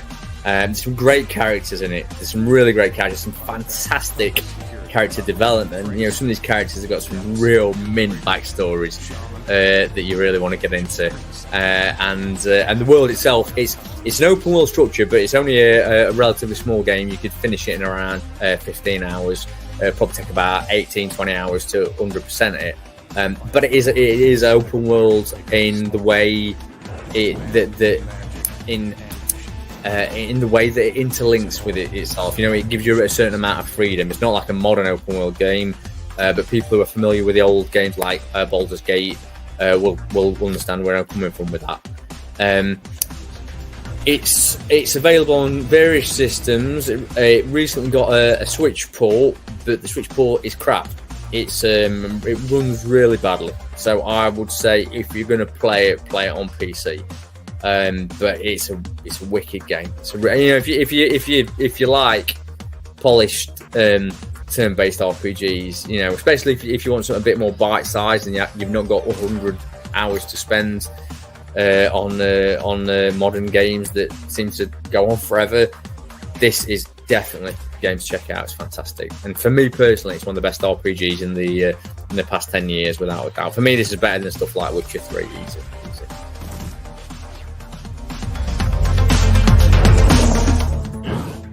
Okay, we've got Hard West, developed by Creative Forge Gaming in 2015. Okay, this is an isometric turn-based tactical RPG, and it's set in the Wild West. Its theme is Wild West, but it's also got a real heavy set of demonic overtones. It's really a horror western RPG, without a doubt.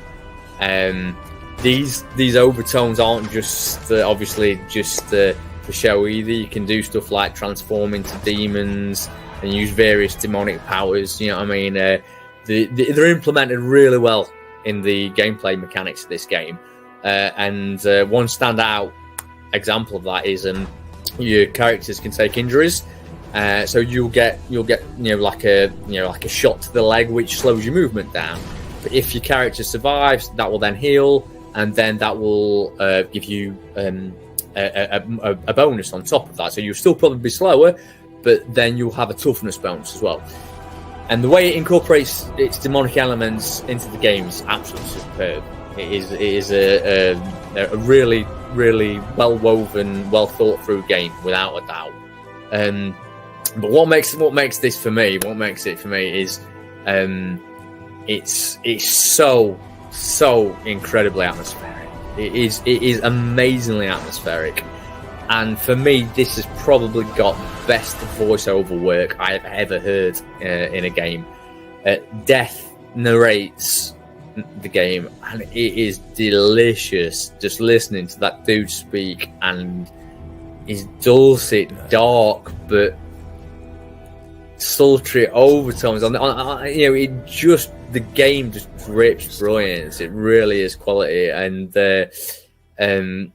it's just got this wonderful bleakness to it all around. I mean, this is a game, Hard West, that you there's no winners here, man. You it's just really about killing and hurting as many people as you can until everyone's dead, and it's just all about death and revenge. It really is, and it's really, I'd say bittersweet game, but it's not that sweet even. You know what I mean? The sweetness in it is so small, and it's a really well balanced game.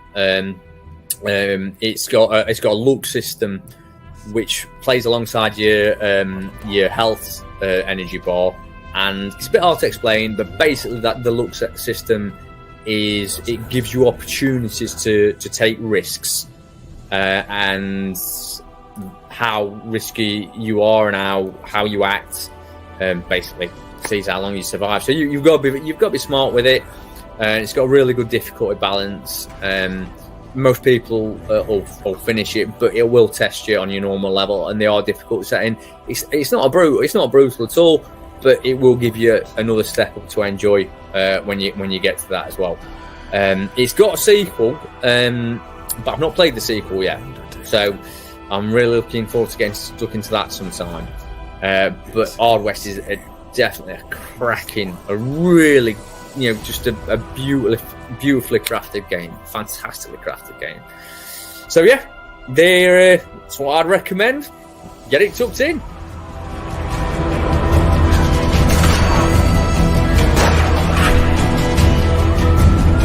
Take matters into your own hands, because either way.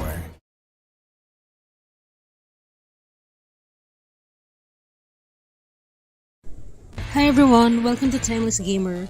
This is Ensign Porter, and I'm gonna talk about two of my favorite indie games. First is One Finger Death Punch, which is a fighting game. It's made by a Canadian indie studio called $1 Games. It's been in the industry for 14 years. The game was originally released for the Xbox 360 on June 2013 and Windows, as well as ports to Android and iOS in 2015.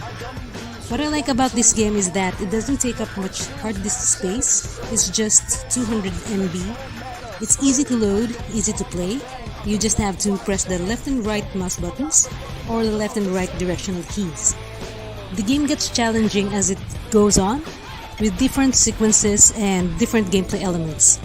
You can also have different power-ups as aid in different types of games and stages.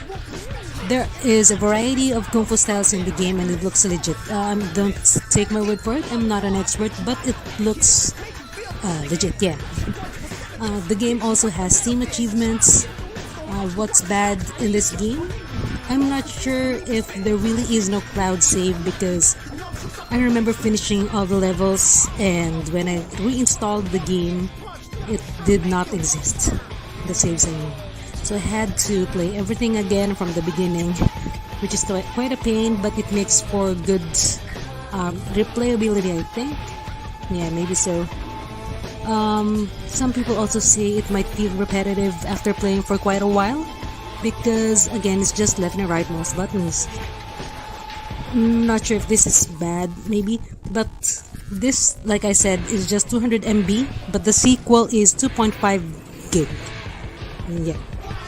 My second game that I love in the game is called Guacamole, which I quickly mentioned in our Halloween special last 2022. This is a hybrid 2D Metroidvania style action platform and brawler which draws inspiration from traditional Mexican culture and folklore. This is another Canadian game which is made by the Toronto-based indie game developer called Drinkbox Studios. This game was initially launched in April 2013 for PlayStation 3 and PlayStation Vita. It was later on ported to MS Windows and OS X and Linux in 2013 and 2014. The enhanced edition entitled Super Turbo Championship Edition was released for the Wii U, Windows, PlayStation 4, Xbox One, Xbox 360 in July 2014. Later on, it was ported to the Nintendo Switch in October 2018. So what's good about this game? This one also does not take up much hard disk space with just 800 megabytes. It features the Mexican culture, especially the Dia de los Muertos or the Day of the Dead. You can appreciate this game especially if you've watched the movie Coco. It features lucha libre or Mexican wrestling, papel picado, the paper cut-out banners that they use during festivities. It also features the agave plant, which is a flowering succulent indigenous to central Mexico, which yields byproducts such as spirits, binding agents, and sweeteners. Alebrijes, or the Mexican spirit animals. Marigold flowers, which is a connection between life and death. Ofrenda, which is the altar created by family members of a deceased person. And then chickens, because they play a huge role in Mexican cuisine. Also, what's good in this game is that you can unlock different combos that make for fun gameplay and help unlock areas needing special moves. There's a great story, humor, colorful environment, cloud saves, and Steam achievements. So what's bad about this game? Personally, I play on the PC, and it's difficult to play with a keyboard. You need a controller for this one. You cannot make combos on the keyboard. Well, you technically can, but it's gonna be hard. There's that. And another complaint by other people is that it is short. So those are my two favorite indie games. I hope you try them in the future, and I hope you like them too. So back on to the Timeless Gamer panel. Thank you and see ya!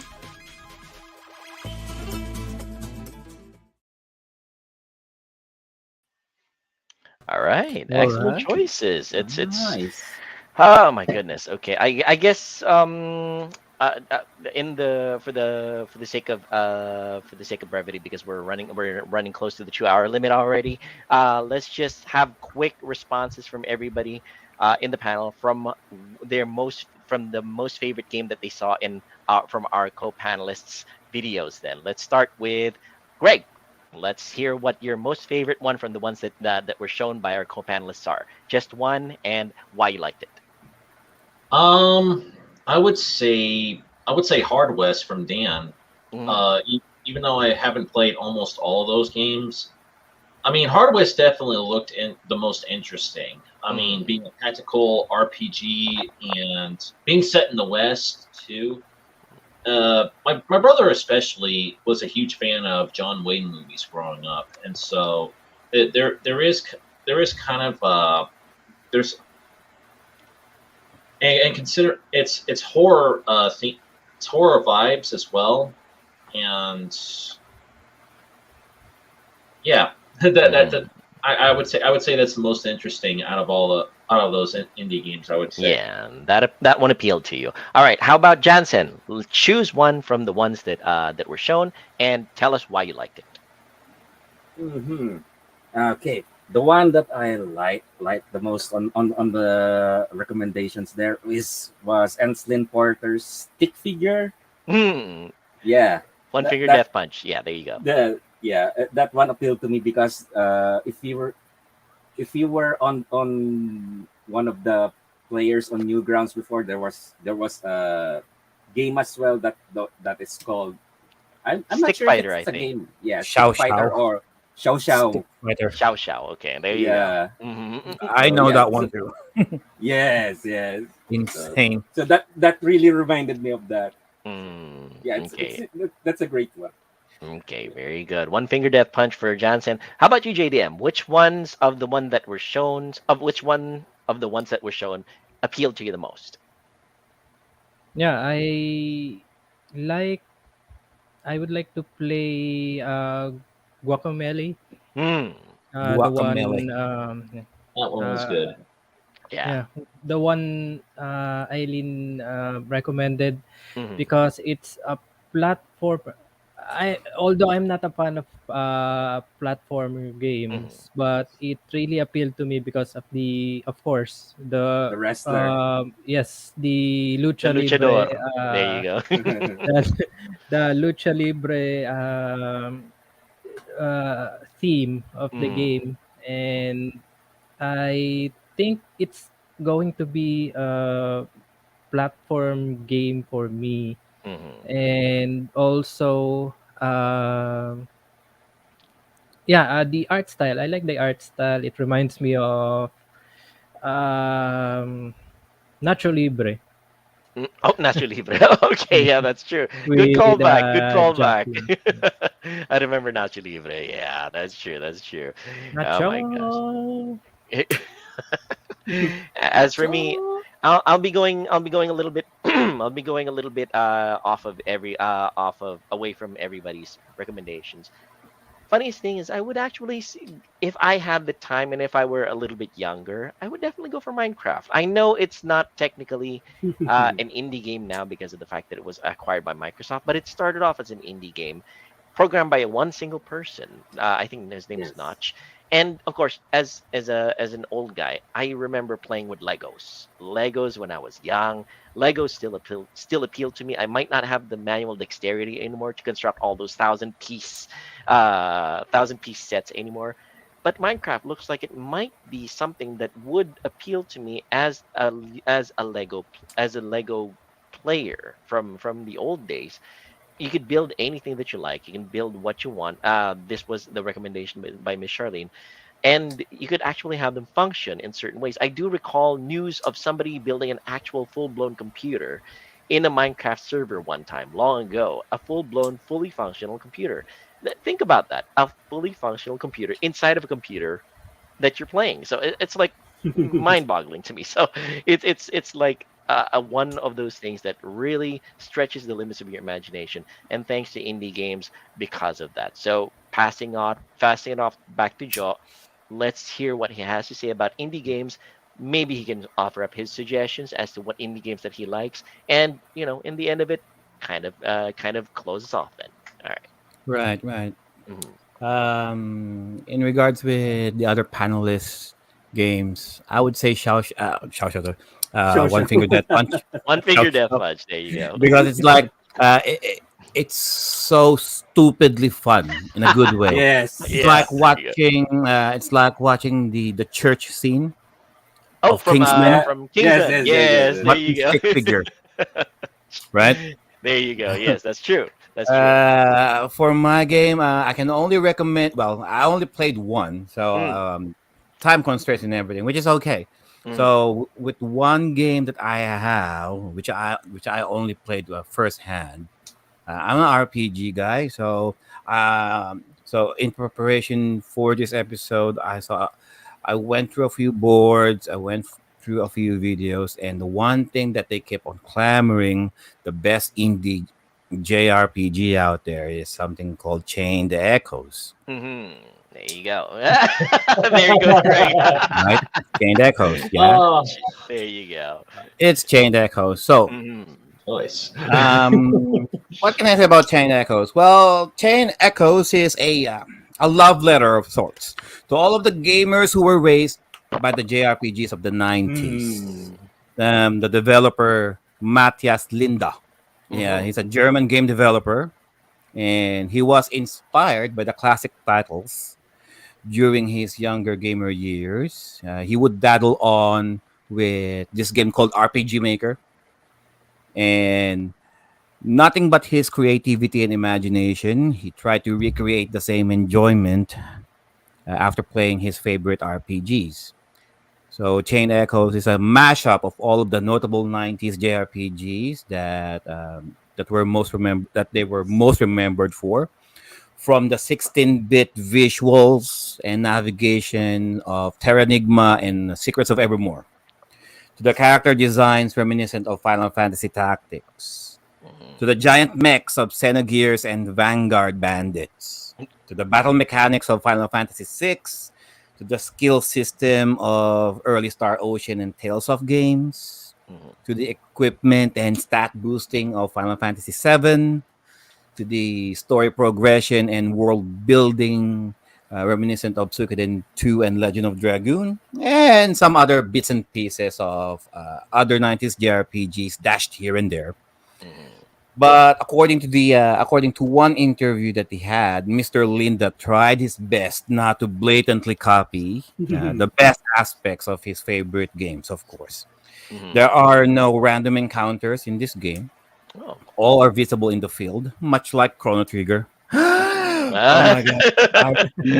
I said the game. I know. Shouldn't be. Full disclosure for those of you My- who are not in the know, one of our co-panelists, Mr. Dan Faulkner, has an animosity towards Chrono Chrono Trigger with Chrono Trigger. So I'm imagining Dan having blowing his top right now that Joe mentioned it. But anyway, continue, And- Joe. I would say Chrono So- Trigger was the first game that ever got me invested in a story. Just throwing it out there. Yeah. There Well, you go. There you and go. Sir Dan will have a wonderful time talking to each other. Oh my goodness. Okay. So I in am this so looking forward to particular that game, episode. Okay, continue. so there are two special meters during battle that can turn the tide. First is the Ultra Move meter, which allows the characters to pull off their individual special attacks, just like Final Fantasy VII or Wild Arms. The second one would be the Overdrive meter. It's a tug of war mechanism which gives either your party or your enemy some added advantages. If it's on the green, then that means you'll have more attack and you'll receive less attack.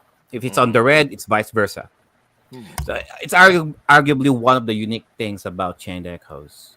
The battle is turn-based with an active character turn counter, just like Final Fantasy Tactics, as you can see there in the screen. You can have a total of 8 playable party members, with 4 on the active front lines, while the other 4 can tag in if necessary. The characters do not gain experience points for some reason to level up by defeating enemies. However, instead, you only get skill points to improve the efficacy of your character's repertoire of attacks.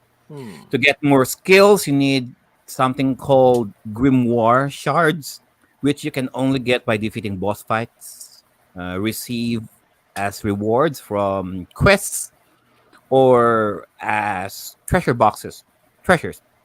And the skill pool is a nod to the second Star Ocean game in Final Fantasy VII, the materia system. And at times there are certain banters between characters that would just open up in the middle of a quest. It's a nod to the skits seen in Tales of games.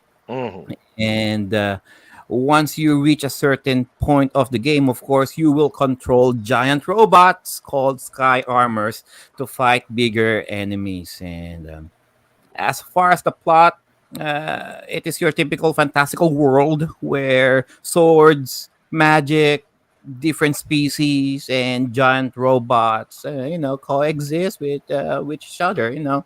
The usual stuff. War is The waging. usual stuff. So war is everywhere. Everything's on fire.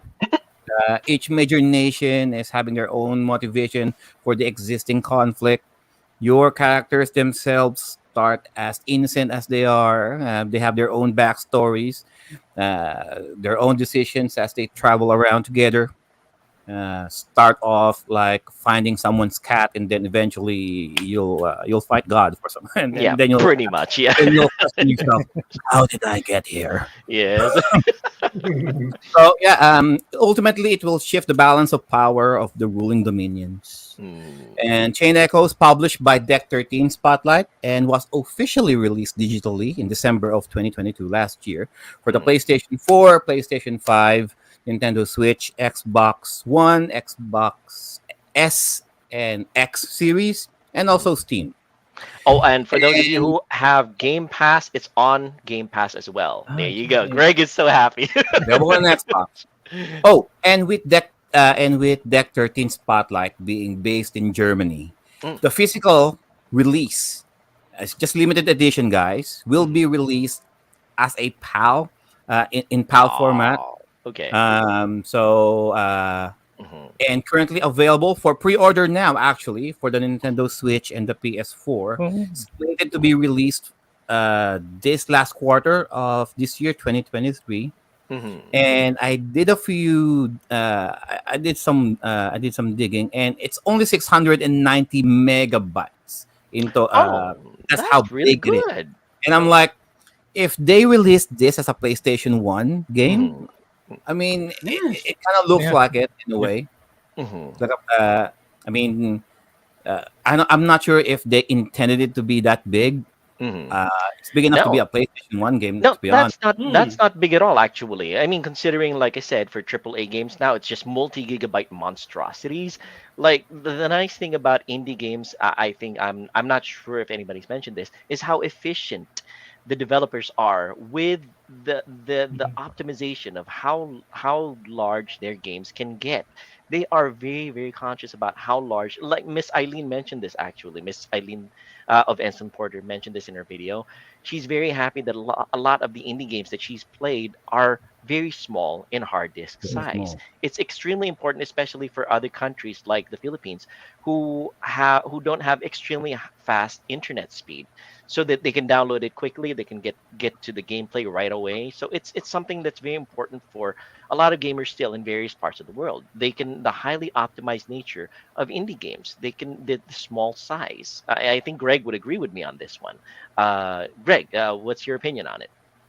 Yeah, I would definitely say so. I'm just getting more and more tired of how these bigger, the AAA games especially, are putting out all these big, 100, 200, 300 gig video games that just take so long to download on your hard drive. I mean, I run off a 500 gig solid state drive on my PC. Out of the 3 hard drives I got on there, and that's what I mainly use to download my video games on. And one thing I always hate is downloading like 100+ gigabyte video game only to finally hit the play button and then suddenly get hit with another 80 gigabyte update. You know? It's like, come on, I want to play my game. So it's always the worst for me, and so I am glad that a lot of indie games are not like that. I mean, I try to set a goal for myself to not play any kind of game that's over like 10 or 20 gigs on my hard drive, basically. Or if I would only make an exception if it's a game I really, really want to play. But if I want to play those bigger games, I want to get like a separate hard drive I can plug into my PC. You know, because that's never efficient for me. Like Joel was saying. There you go. And and this coming from Joe, the guy who says that he's only played it a certain for a short time. He was able to go into depth into this one with how many homages and how many references to various JRPGs there are with Chained Echoes. Good rundown, Joe. So as what Sergio described, this game is like the Frankenstein monster of the Yes. of Yes. RPG. Pretty much. Good way. Because you have Final Fantasy Tactics, you have Chrono Mm. Trigger, you have Star Tales, you have Ocean. Star Everything. Ocean. So Yeah. it's like the Frankenstein monster. Yeah, but in a good way. Joe in would a say good in a way. good Yes, way. a very good way. Very good. No, I mean, Excellent. if you're going to pay homage to the classics, this is how you do it. I mean, as I played this game hour per hour, it dawned on me on how meticulous and how uh, it. I kind of felt that the developer really did put heart into this game.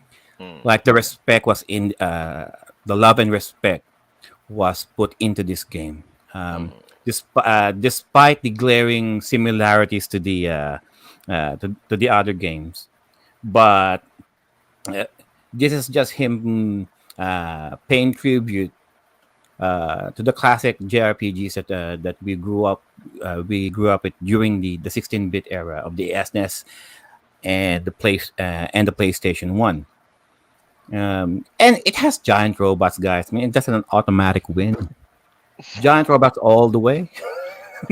And that's the thing, though. I mean, it's really hard to find that balance between homage and just straight up rip off. And I guess that's the thing about indie game developers. It all boils down to this: indie games are passion projects. They can't afford to have too many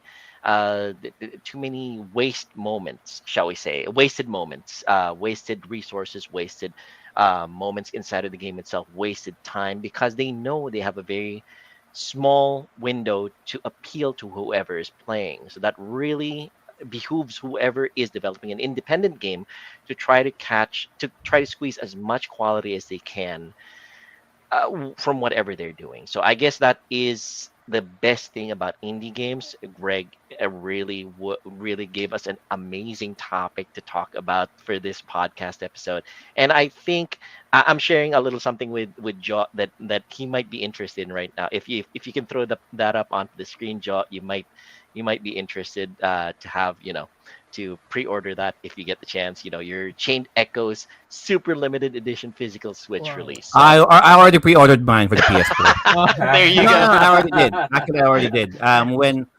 When Sir Greg mentioned that we're doing No. the indie games, Mhm. so I checked for Chained Echoes, and I'm like, is there a physical release of this game? And then I went to their website, and they said, oh yeah, pre-orders are in. However, in PAL format. So they're going to release in PAL format, multi-language PAL format, and the Japanese version as well. There you go. So There's no US release as far as I know. there's no US release yet. I hope they do. I hope they do. A little bit of a I mean, just get the PAL English release, and you should be good. I guess so. A little bit of a heads up to Greg, because we're here at Timeless Gamers, and a lot of our audience are also collectors. We love our digital games, but we love our physicals even more, because with physical, somehow you have a little bit more control over what you're playing. So, wrap it all up then, Joe. That is our show. And that's our show, guys. So, before we end the show, I would like to let's do some closing remarks and shameless plugging. All right, let's go with Sir JDM. JDM Closing first. remarks about indie games and where they can find you. Yes. All right. So indie games, what's not to like? It has genres. If you're looking for different genres, it's got RPGs, platformers mostly. You have story-driven games, point-and-click games, everything. So it's not just the AAA games that's dominating the gaming industry. It's also the indie games. Right now, it's almost 50-50, right? So you might want to try indie games as well. You might want to enjoy the games that they put out in the market and support those small game developer companies. And also, you can catch me on 123 Go Retro on twitch.tv. I mostly stream action stealth games and also random games every Friday afternoon, Philippine time. So catch me there. All right. All right. Thank you for that, Sir JDM. How about Sir Jansen? Closing remarks and where can they find you? Okay, I'll just keep it simple on indie games. First, indie games are made by developers with dedication, passion, and they really spend time on this one. So better support them. So All right. yeah. Where can they find you?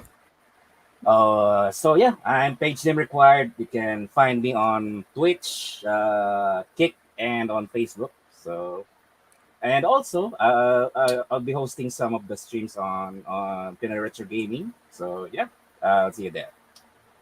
All right. Thank you for that, Sir Jansen. And of course, our guest panel for tonight's episode, the one who suggested the indie games. Sir Greg, your closing remarks about the indie game scene and where can they find you? Closing remarks. I would say, yeah, the indie game scene, I think, is going to drive the entire industry forward. The AAA game scene is pretty much going down the toilet further and further as time goes on. I think more and more people are going to continue start and continue supporting these smaller video games that are being put in and out, whether on Steam, Switch, Xbox, whatever floats your boats. I would say not every indie game works for the record.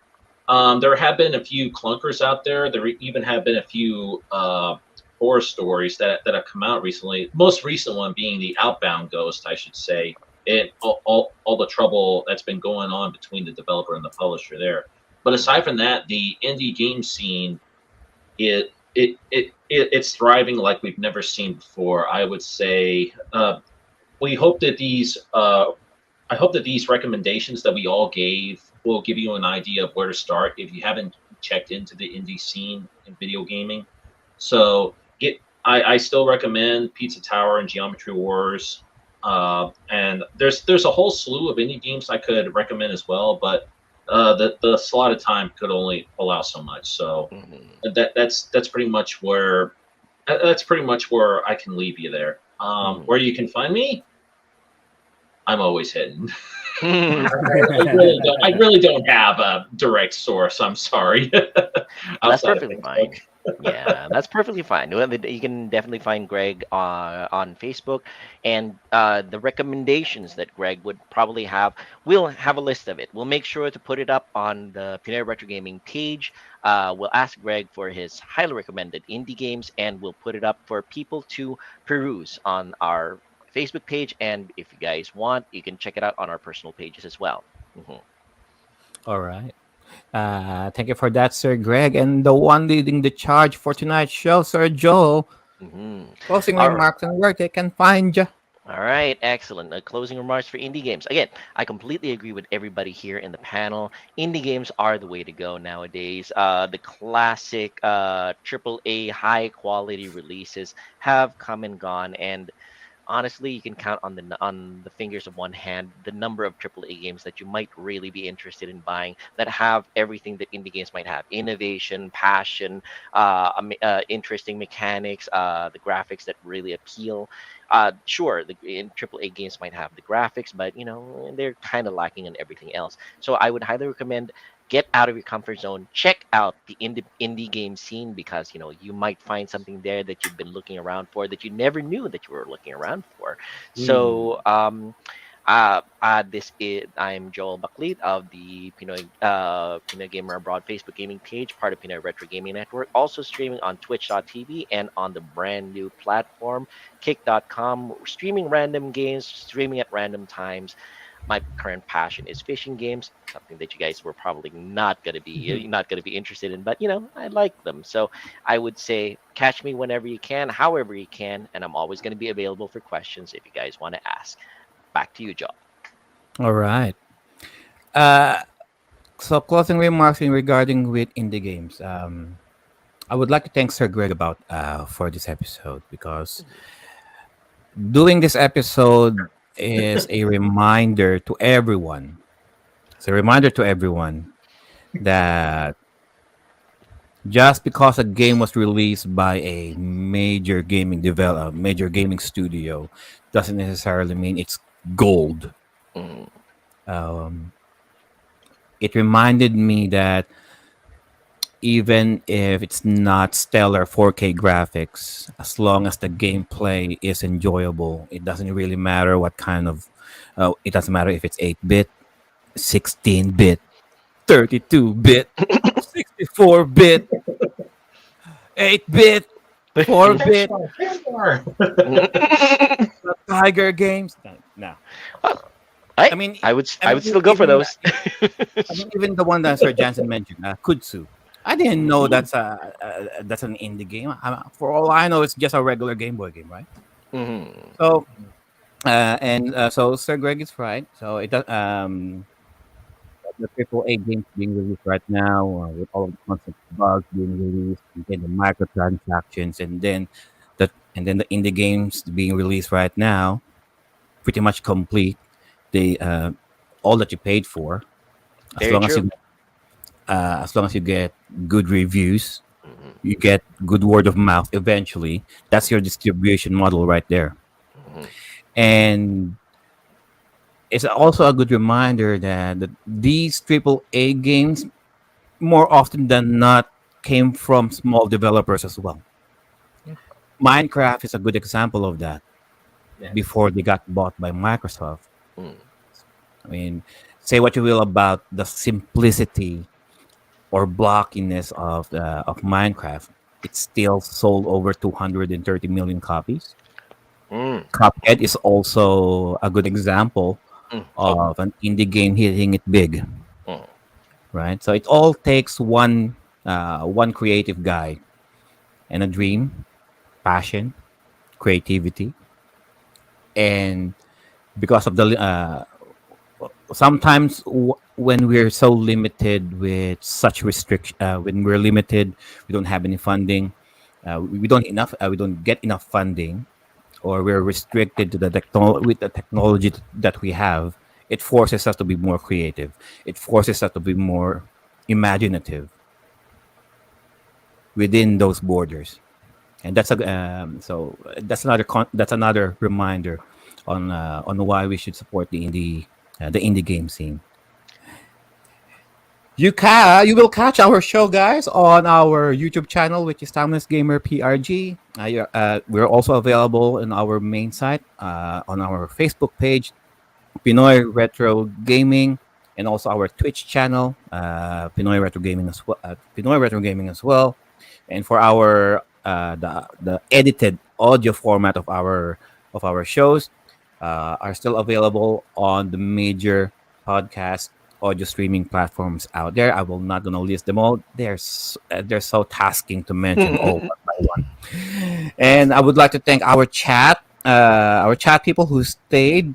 Sir Dan, Miss Eileen, Miss Charlene, who can't be here joining us to the show, but thank you for Sir Dan, Miss Eileen, and Miss Charlene for submitting their video testimonials, their indie games of choice. And yeah, that's it, guys. And as always, our games in the bodies may grow out of date, but our gaming experiences will forever remain. Hey, Timeless. Timeless. All right. Thanks Bye-bye, very guys. much, everybody. We'll see you guys on the next show. Bye. Bye. See you on the next episode.